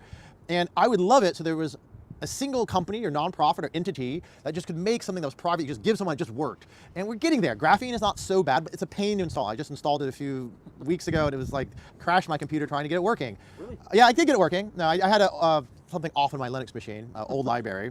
You know, Linux is getting more and more, it's getting a little worse, but it's pretty usable. But we need to make things easy to use. And it has to be so easy to use that you don't have to think about it, it just works. I don't think we're going to get in the world where it's so easy to use that's by default. Like, I used to work at internet standards, and it's not impossible, right? It used to be, before the Snowden revelations, like, internet was non-encrypted. Like, you would talk to your bank and your password just like go over the internet, and some guy in the cafe next to you could like copy your password. And I could do that in a cafe. It was crazy. There was what was it called, Fire Sheep. There was these hilarious plugins that would do that. And then after the Snowden revelations, everyone got a bit pissed at the US government, rightfully so. Even Google got pissed. Everyone's like, okay, we're going to encrypt the web. And they encrypted the web, but they encrypted the web so that only they can surveil you. They just didn't want other people to surveil you. And that leaks metadata. It leaks who you're talking to. Am I talking to Google? When am I talking to them? Even if it's encrypted, all that leaks. And it's in no one's interest to stop that. So we're probably going to have to be content with building applications that people have to install, but we need to make the installation process easy. We need to make it like one button, so you press a button and you have some privacy. And the problem is that it's a complex problem space. Our goal at NIM, I would like to build something where you put it on your phone, you click a button, it secures your phone, it stops spyware, it checks for Pegasus. We don't have, of course, that working, and it like actually tries to secure your phone, and that we can even, you know, just sell people computers and phones with that pre-installed. We're not there yet. Hopefully one day But for the time being, we can make it so you can at least go to your favorite app store, which could be Google Play, could be F-Droid, could be iStore, could be a Linux Debian thing, and you can just install it, and hopefully it just works. And we spend a lot of time trying to simplify the interface and we watch people use it, and we say, how can we use it? And then the question is, what are we even trying to sell people? We're terrible salespeople, we're technicians, but what we are ultimately trying to sell, we all want people to have, and we'll give it away. We need to not starve to death in the process of making it, and what we want people to have is actual, genuine privacy, at least on the network level. And the reason I say that is because it doesn't even matter if you're using Signal, or you're using Monero, or you're using, I don't know what, Simplex, which is a great little chat app. It doesn't matter what you're using. If the pattern of who's talking to who is revealed, they can use that process, that data, to track you. And so we're like, if I'm gonna build a house, I'm gonna build a solid foundation. So the network, the packets, the data that goes to the network is that solid foundation. And I wouldn't explain to my mom that way, but I'd say, hey mom, like Facebook's gonna track you, but can we at least give you something to make sure that like, you're not like totally being tracked by the government. And this will help at least a bit, and then we'll hopefully move more from there. And a lot of people, I think the hook is, and we're not really a VPN, we're what's called a mixnet, and we can discuss that later if you wish. We're like a super private VPN. We're a mixnet, we're decentralized, we mix up packets, all this other stuff. That's too complicated. But what a lot of people want to do is they just don't want censorship. They want to be able to access the internet. They don't like it when the web pages are blocked. They don't like it when they can't watch some video. And so I'm like, and everyone's concerned about censorship. Yes. Yes, and censorship. Yeah, I want to just be able to watch videos and stuff like that. And yeah, not get censored. That's a theme on this channel. Let's be honest. Far out. What have I missed in the chat? So a mouse then. Jeez. Proton VPN is good. Expensive though. Except mice are cute, and that's guys a bit annoying. Proton Mail is great for emailing, super encrypted. I have Proton Mail. I hardly use it though, but like if I need to, I'll use that one. Like for me, for example, I have to turn my VPN off for YouTube to even let me watch. There you go.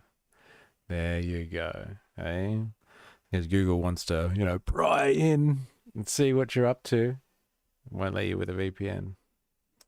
Right now, even my parents, they're like, oh, my parents, they're Trump supporters. My brother and sister aren't. I don't care what you believe. I want you to have the right to access information in an uncensored way. So we say, okay, well, that's the hook. We're going to give you uncensored internet access. And by the way, that also gives you a bit of privacy. And that's a good foundation. And because people know what a VPN is, not everyone, but we look like 1 out of 8 humans on Earth have used a VPN. So you go up to people and say, I want to use a mixnet to stop. We tried that for years. We said, hey, why don't you use a mixnet to stop surveillance? And people were like, yo, what's a mixnet? And I was like, oh man, it's going to take a while to explain. But when I was like, hey, imagine a VPN that's like not a scam, that's actually trying to protect you. And people are like, yeah, that's cool. I know I have a VPN. I don't really trust it. Maybe you could try your VPN. And VPNs are all over the place. Some are really probably data collection centers. Others, I think Movat is ran by honest, great people. They're all over the place. But we have our thing, and we hope people use it. And the nice thing is that it actually gives people some privacy on that foundational level. And then eventually, we have, if you're a programmer, we built things like APIs and SDKs, and we'd like people to build more on top of it. And people could build cooler, there's no reason Gmail has to collect your data. There's no reason web browsers have cookies. The original, I know the inventor web, I used to work for him. There's no cookies in the original design of the web, because they consider that surveillance and not scalable, right? So there's no reason the internet has to be a surveillance machine. It's not predestined. It was not in the original design. It wasn't even, people weren't even thinking about that. And it was hard. When they were building the internet in the 70s, encryption was illegal, right? So it was you couldn't use it, right? And only military could use it, but now it's not, at least yet. Well, there's still a fight to defend it. But why not? We should build an internet that empowers people. And if the simplest step is install a VPN, so be it. And that's what we're going to get people to do. And then hopefully other people like Brave build a better browser. Signal is built a better messenger. Simplex is building a better messenger. People need to build things for file sharing. Everything. People don't really even. Anyone have any thoughts about Signal? By the way, I don't know many people that use it, but people seem to want to talk about it a lot.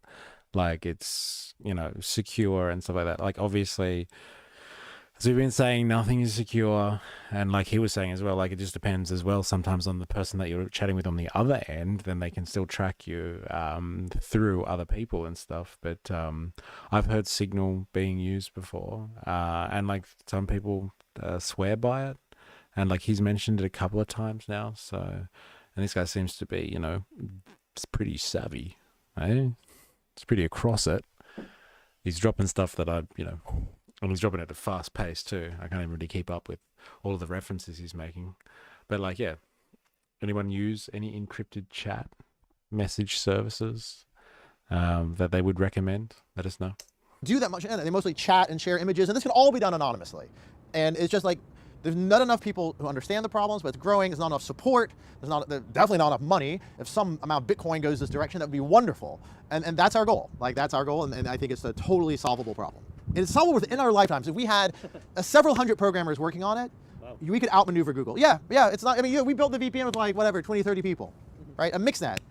We just need more people, and we need people to quit their jobs at Google. We need people to quit their jobs working for surveillance agencies, which who knows, maybe Trump's gonna fire them all. And they need to come over to our side, and they say, hey, yeah, like, I would like to create a world which is not going to control people. I want to create a world that's going to give people freedom. And I want young people to learn programming, not to make money, but to build tools that maximize freedom. And if you get taken out doing this, at least you've done something with your life. I don't want programmers to waste their time shining the knobs on Gmail or like, I don't know, building AI nonsense that just pollutes the web with garbage. I want people to work on things that matter. And I think, I'm confident, time is running out, but there's a lot of smart people in the world. And I think, economy is crashing. That's good, because maybe some of them will work for free or want a job which is not like at Google, but like with a smaller company or a nonprofit or whatever. And that's great. And I think we'll hopefully get a bunch of people in. Right. So if this goes through and becomes partially mainstream, that's going to get a lot of people angry. You're going to have a lot of enemies.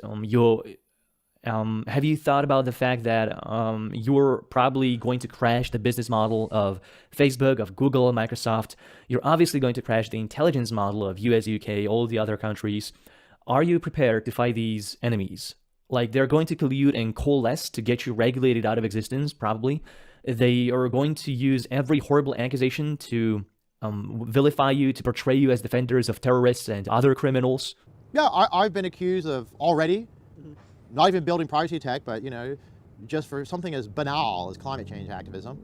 I've already been accused of supporting terrorism. I've been accused of being a radical. I've had not the R word. When I did a job interview. For cybersecurity on computer VMs, with whatever programs you want, like having a VPN with a virtual machine makes it pretty safe.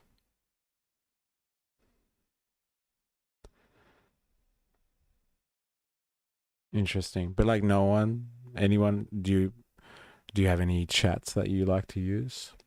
Or any message services? I'm very interested in that. Because like, I'm a WhatsApp kind of guy. And like, I would prefer not to be part of the metaverse anymore, if possible. For chat's not me. Yeah. Yeah, I'll figure it out.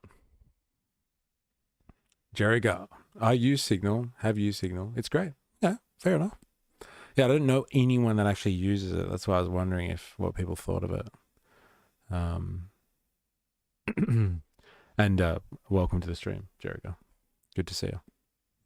I use Signal, know a lot of public servants and surprisingly Christians who do too, better encrypted than most other messengers, but I just see it as better than giving more of your data to Zuck. That's what I'm thinking. Like I said, like I just, I don't want to be part of Meta as much as possible anymore. And like, it's either like people that I know are on Messenger or they're on WhatsApp. And like, Zucky's was all over that like a rash. Like he saw WhatsApp as a threat and like, got onto that one pretty quickly. Changed phones and forgot to transfer my account and lost everything forever. I know when people use Telegram in YPG and YPJ, but I don't know how secure Telegram is. Get off WhatsApp, whatever you do. Yeah, I know. But like, there's just there's people on it. That's the thing. Like, you know, the people that I'm associated with, they use it, they like it. So yeah, I got to convince other people to make the change, man. FBI showed up, tried to get me fired. I've been in jail, and then what I've been through is like nothing compared to what Julian Assange has been through. Tried to kill him in Belmarsh prison down the road. Chelsea, you know, 7 years in jail, got out, another year in solitary. I mean, and they've done everything to besmirch the good name of Julian, the good name of Chelsea, the good name of Snowden. They've tried to besmirch these people, but people are not stupid. People do not trust the state intelligence agencies, and they trust less and less Silicon Valley. And no one, you know, so I feel like, yeah, like all stops may go out, and we're just gonna have to fight back, but we've seen them do it. Like, you know, I was just, you know, Chelsea and me work together, right? She's okay, she survived.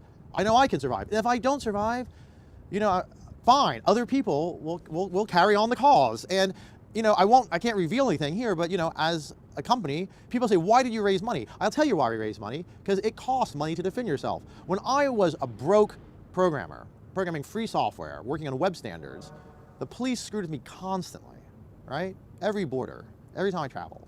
Now, I have a bunch of lawyers.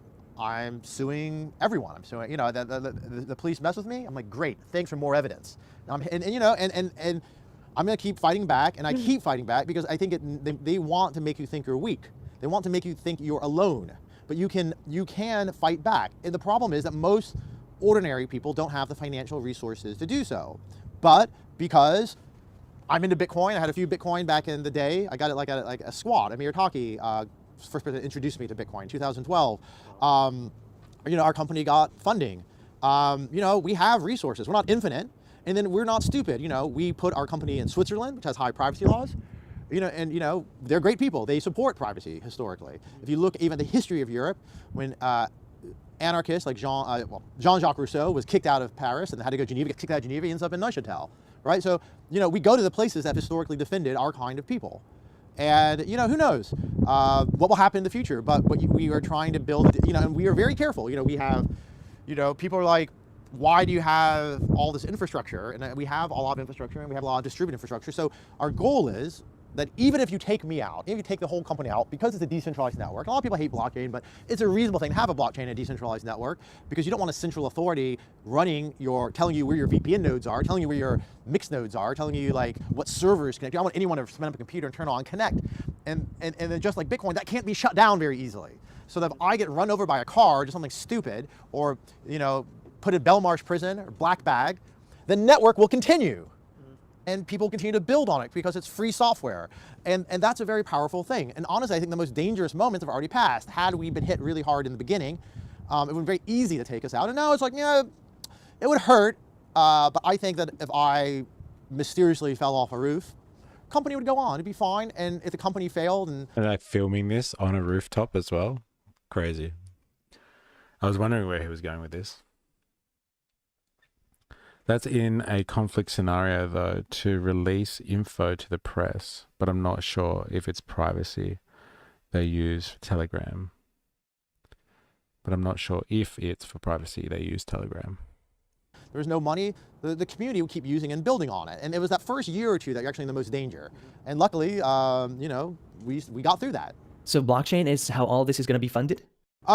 No, our current plan, I mean, we would like to just give everything away for free, and we'll probably keep as many elements as free as possible. But people pay for VPN, so we're gonna charge people just like a VPN, even though we're not a VPN, we're a mixed net, we're more than a VPN. And we will take whatever payment people have, because you can't be too picky. So we take Bitcoin, we take Monero, we give you like 50% off if you have Bitcoin, Monero. But we also take credit card.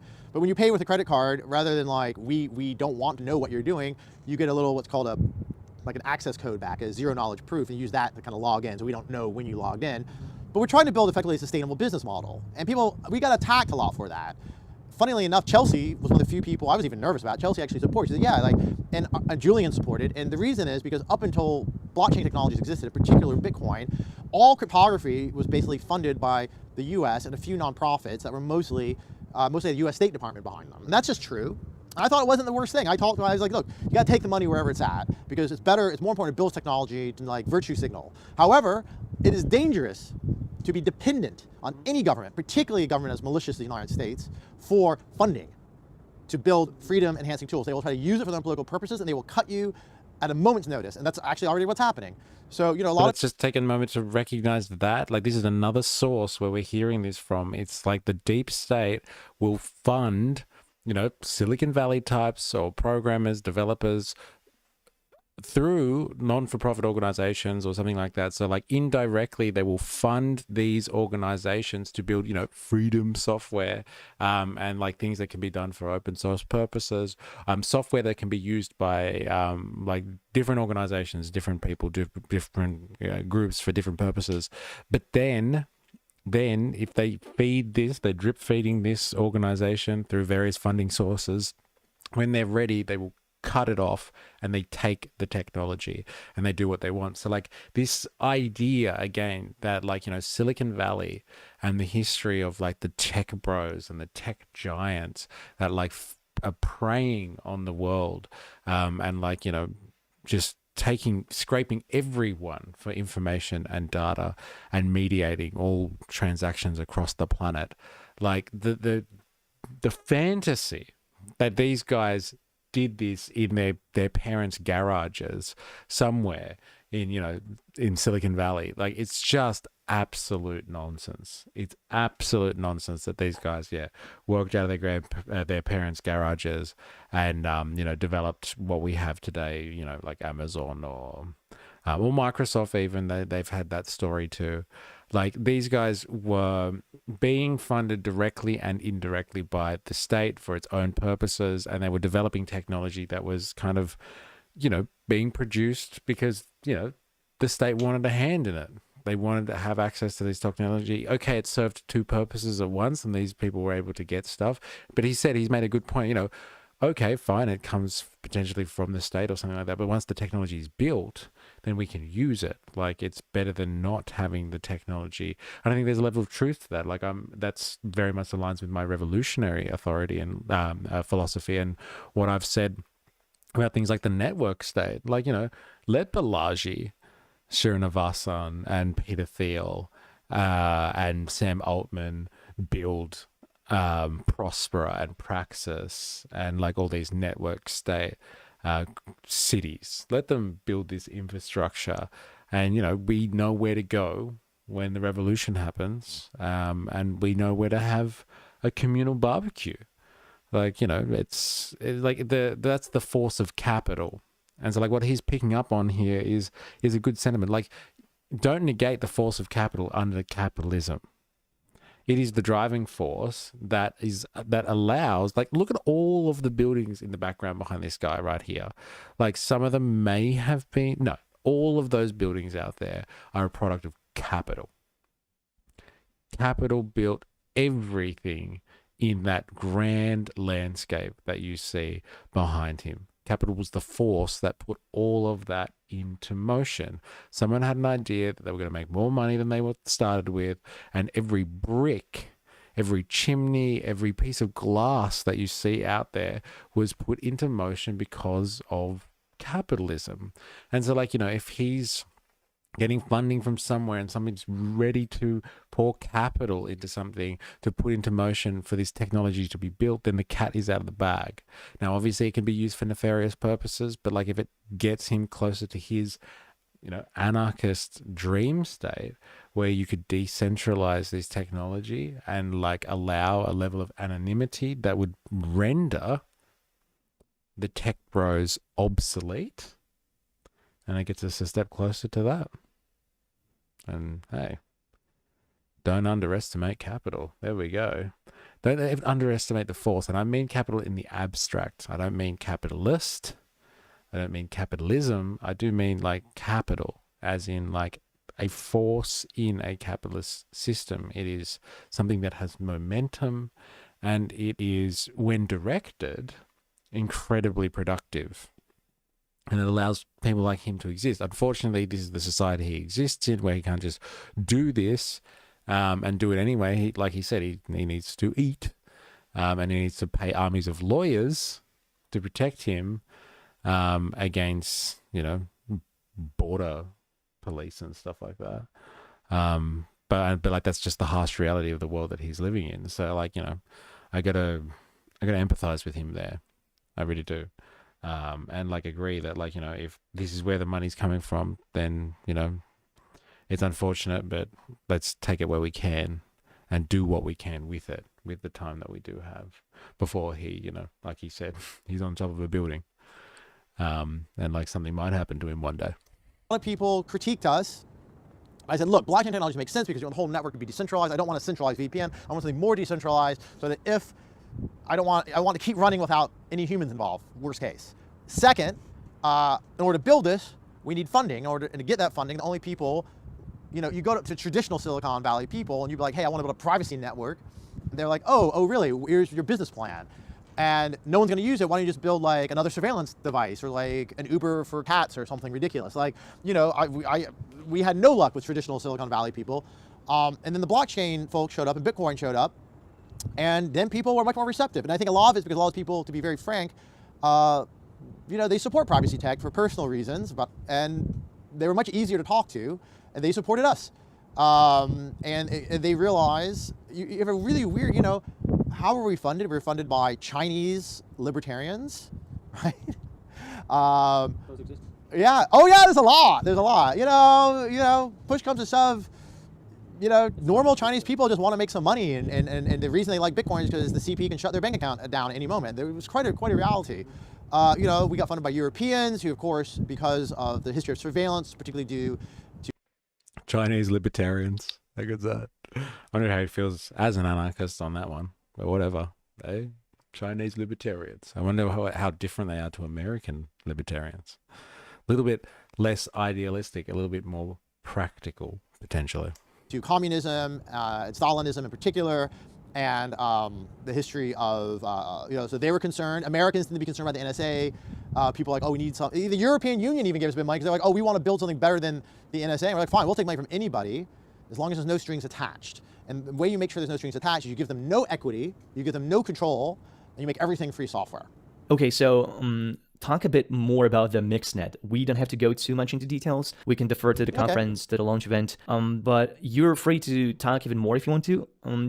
I just didn't want to repeat yourself too much. Oh, it's fine. So people are like, can I be anonymous on the internet? And that's a very hard question. And that question came up first in like 1970s. It was like and this guy called David Chaum, who's an absolute genius, he said, well, it's not even that hard. I mean, it is hard, obviously, but he had the breakthrough. He said, why don't we just take all the packets from the internet, encrypt them, mix them up, shuffle them like a deck of cards, and then send them out again in a different order. And then eventually when you receive the packets that are just for you, you decrypt them.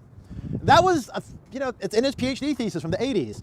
And that inspired a lot of people, in particular a group in California called the Cypherpunks and the Crypto Anarchists. And they're like, we could imagine, because David's like, Stop. He's got 1,000,000 miles an hour. What did he call him? David Cham? I think it was David Cham.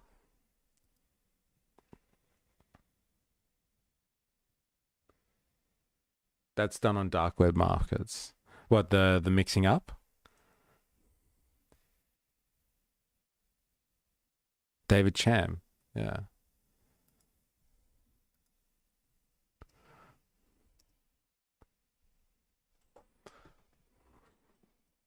American computer scientist and cryptographer. There you go. David Lee Cham is an American computer scientist, cryptographer, and inventor. He is known as a pioneer in cryptography and privacy-preserving technologies, and widely recognized as the inventor of digital cash. Cash. Digital currency is a currency, money, or a money-like asset that is primarily managed, stored, or exchanged on digital computer systems, especially over the internet. Include cryptocurrency, virtual currency, and central digital bank currency. Wow, no way. That's crazy. Crypto and the central bank currencies, like everything that could be imagined online. I wonder if he knows the PayPal mafia and he's friends with Elon Musk and all that sort of stuff. He's known for developing eCash. Anonymous, so it's probably not actually. In 1995, his company DigiCash created the first digital currency with eCash. His 1981 paper, Untraceable Electronic Mail, Return Addresses, and Digital Pseudonyms, laid the groundwork for the field of anonymous communications research. Born 1955. Oh, wow. Learn about the who's who. And what did he call the other thing? He called it crypto anarchists.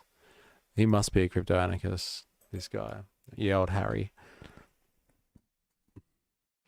I think it was crypto anarchist, he said.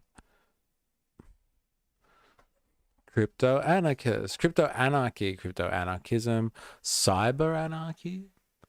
Cyber anarchism is a political ideology focusing on the protection of privacy, political freedom, and economic freedom, the adherents of which use cryptographic software for confidentiality and security while sending and receiving information over computer networks. The Crypto Anarchists Manifesto in 1988. The Anarchist Library. Wow. We've got a lot of reading to do, ladies and gentlemen. Won't elaborate, but yeah. Okay, got it. Thank you, Wings of Cheese. It's not safe to talk here. Okay. That's pretty short. Is that it?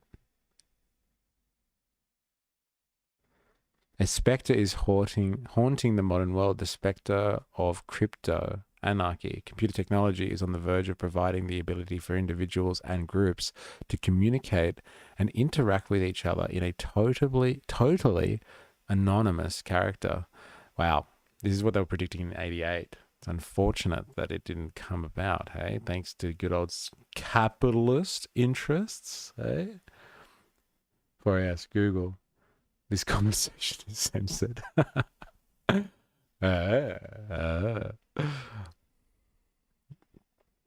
Two persons may exchange messages, conduct business, and negotiate electronic contracts without even ever knowing the true name or legal identity of the other. Interactions over networks will be untraceable via extensive rerouting of encrypted packets of tamper-proof boxes which implement cryptographic protocols with nearly perfect assurance against any tampering. Reputations will be of central importance, far more important than even the credit ratings of today. These developments will alter completely the nature of government regulation, the ability to tax and control economic interactions, the ability to keep information secret, and will even alter the nature of trust and reputation. They're big calls, but it is a manifesto at the end of the day, and it is supposed to inspire a generation. It's not even that hard. I mean, it is hard, obviously, but he had the breakthrough. He said, why don't we just take all the packets from the internet, encrypt them, mix them up, shuffle them like a deck of cards, and then send them out again in a different order. And then eventually when you receive the packets that are just for you, you decrypt them. That was, it's in his PhD thesis from the 80s. And that inspired a lot of people, in particular a group in California called the cypherpunks and the crypto anarchists. And they're like, we could imagine, because David's like,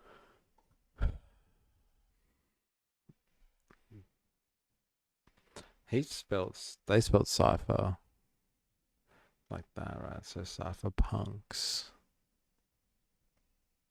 What are the cypherpunks? Who are the cypherpunks? Cyberpunk. Cypherpunk. A cypherpunk is one who advocates for widespread use of strong cryptography and privacy.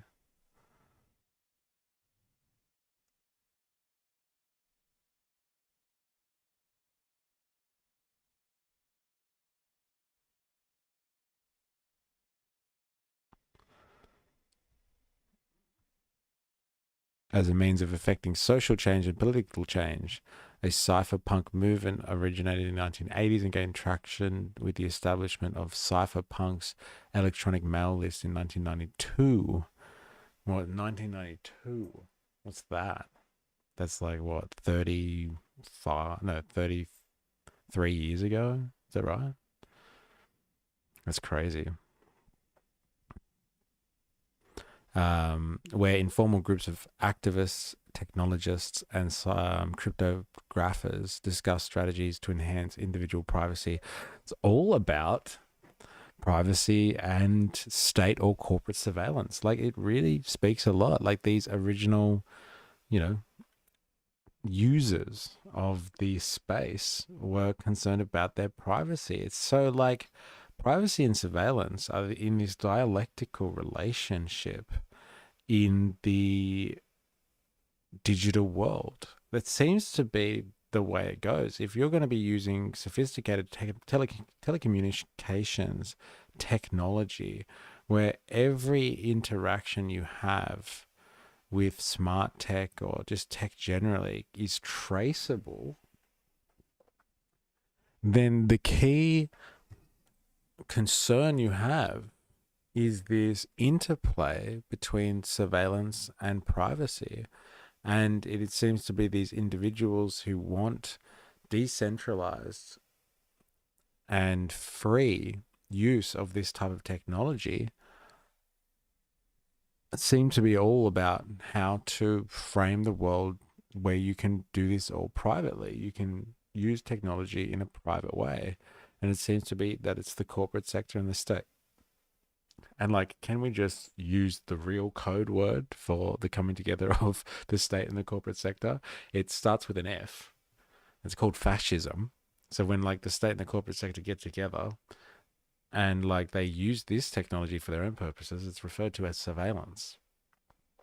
And so that is the dialectical play that we have in the digital era. So if we are in an age of surveillance capitalism, if we are in heading to what Yanis describes as techno-feudalism, then the real radicals, the real resistance force in this world is these types, these cyberpunks, these crypto anarchists, your David Chams of the world, your Harrys of the world, who believe that you can use cryptography and privacy enhancing technologies to actually change the way that this technology is used, and then even as a result of that affect like society socially, politically, and economically, because that would just literally change the way that the global economy works. Justin Sun says, Xanoth Philon, I hope I've said that right, please correct me if I haven't. Justin Sun, blockchain entrepreneur and newly elected Prime Minister of Liberland. Chinese libertarian. Liberland. That's crazy.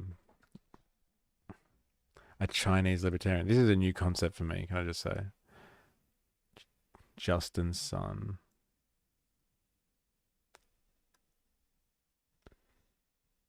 Where's Liberland?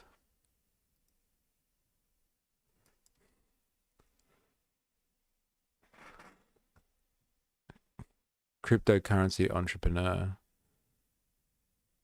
Is it Chinese born? Oh, how do you say that word? Kit Xian, crypto billionaire and business person. He's a founder of Tron. Tron is a decentralized proof of stake blockchain with smart contract functionality. He's a billionaire. Sun is also the owner of Rainberry, formerly BitTorrent Incorporated, which developed BitTorrent protocol under Sun's leadership, developed by BTT cryptocurrency token. Sun also owns the crypto exchange Poloniex and is affiliated with the crypto exchange HTX. Sun served as a permanent representative of Grenada to the World Trade Organization in Geneva. Wow. Look at this guy.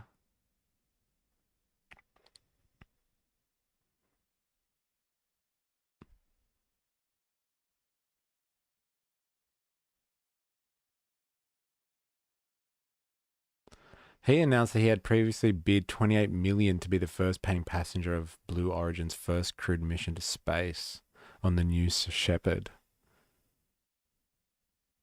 Wow. That's crazy. Connected to Trump fam, see News Tracks journalist Wendy Siegelman. He's connected, really. He's elected Prime Minister of Liberland. What the hell is Liberland?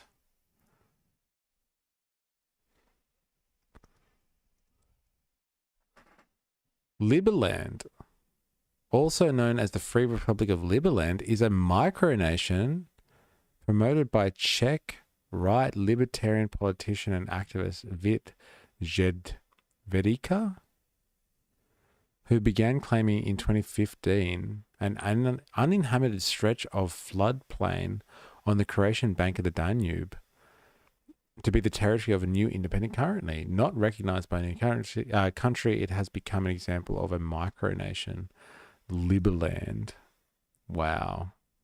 This is mental. This is like the network state stuff. Pretty interesting. There are revolutionaries in Peru who think China is still Maoist after this. Like the fact that they have libertarians and shit, lol. Well, look, it sounds different to the American form of libertarianism if you're Chinese, right? Because like you are actually trying to escape like the overt repression of the state, as opposed to the covert oppression that you get in like Western countries. Look at this, the Free Republic of Liberland. Welcome to the Free Republic of Liberland. Become a citizen. Bro, this is a network state. This is a network state. It's a sovereign state. Oh, sovereign, really? Acknowledged by who? Constitutional Republic. The founder. Wow, this is fucking crazy. Create a company, e-residency, free trade zone. Bro, this is a network state for sure. All right, we're gonna have to have a look into this a bit more. But like, I've got to cut it here because we're at 1 o'clock and I've got to get on. But like, wow, this is incredible. Deplorable Kulak. If Ron Paul endorses it, I'm for it. Wings of cheese. It'd be interesting if there was a workers' revolution in Liberland. Network state. It looks like it. Hey, don't you reckon? It must be. It must be. Hey, you can become a citizen, an e-citizen, registered citizens, citizenship requests. Look at that. Wow. I wonder who they've been recognized by. Because that's not what Wikipedia said. This is very interesting. All right, we're going to continue this tomorrow in the stream. We're going to be on Twitch tomorrow. So it seems like there's some new people in here potentially. So if that is you, do a few things for me so you don't miss out. One, go and follow us on Twitch, because we're going to pick up on this stream tomorrow. So here's Twitch. Go and follow there so you don't miss it. Come and join us on Discord. And then you can drop your propaganda in there. If you're interested in that, in dropping propaganda, which I know you are. Don't be lying about that. Everyone's interested in dropping their own particular brand of propaganda.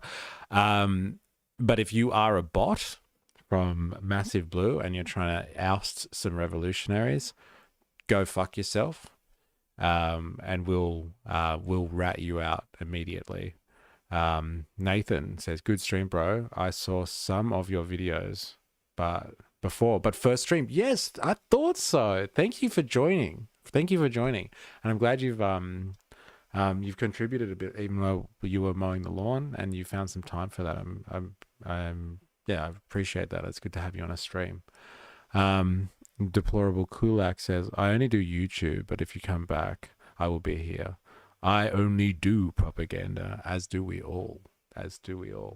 And then like the last part of my shameless plug will be to go on over to Patreon, because I get censored, I believe.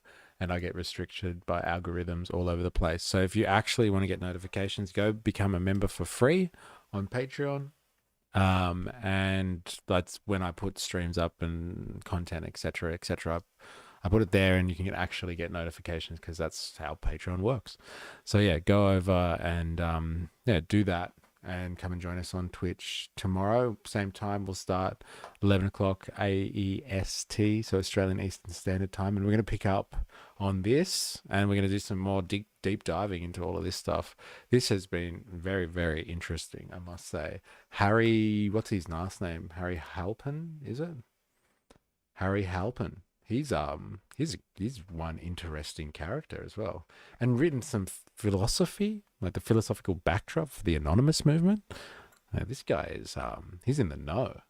So thank you everyone for joining today, and for new people that have joined the chat too. Wings of Cheese, thank you for your interactions. Ollie Atlas, of course, as always. 4AS in the house. Nathan Bennett, good to have you for the first time in a stream. Brandon Ox, thanks for joining us again. Jag in there with the quick comment, and then off into the anonymity of the big, bad, and broad internet. And then we've got right at the end there some new people joining us. Oh no, Jerriga, he's joined us a bit. Xanoth, Philon, I hope I've pronounced that correct. And Deplorable Kulak. Thanks. Thank Geordies. He talked you up. Yeah, I've actually got to have a chat to him soon. I think we're going to be doing another podcast together on his platform. I think he wants to talk about this type of stuff. So, as in what's going on with the tech bros, hey? And Trump and the tech bros. So, thanks for coming along, Nathan, and everybody who's interacted today. Like I said, we're going to be back tomorrow, but we're going to be on Twitch because, believe it or not, we get censored on YouTube, but Twitch seems to be a little bit better. You can't say outrageous stuff in the chat, like swearing and stuff like that. But we don't get censored in terms of what content we're watching and all that sort of stuff. So come and join us over there if you are interested. And until next time, please remember, I am, you are, we are a MysterE. See you tomorrow. Appreciate your interaction.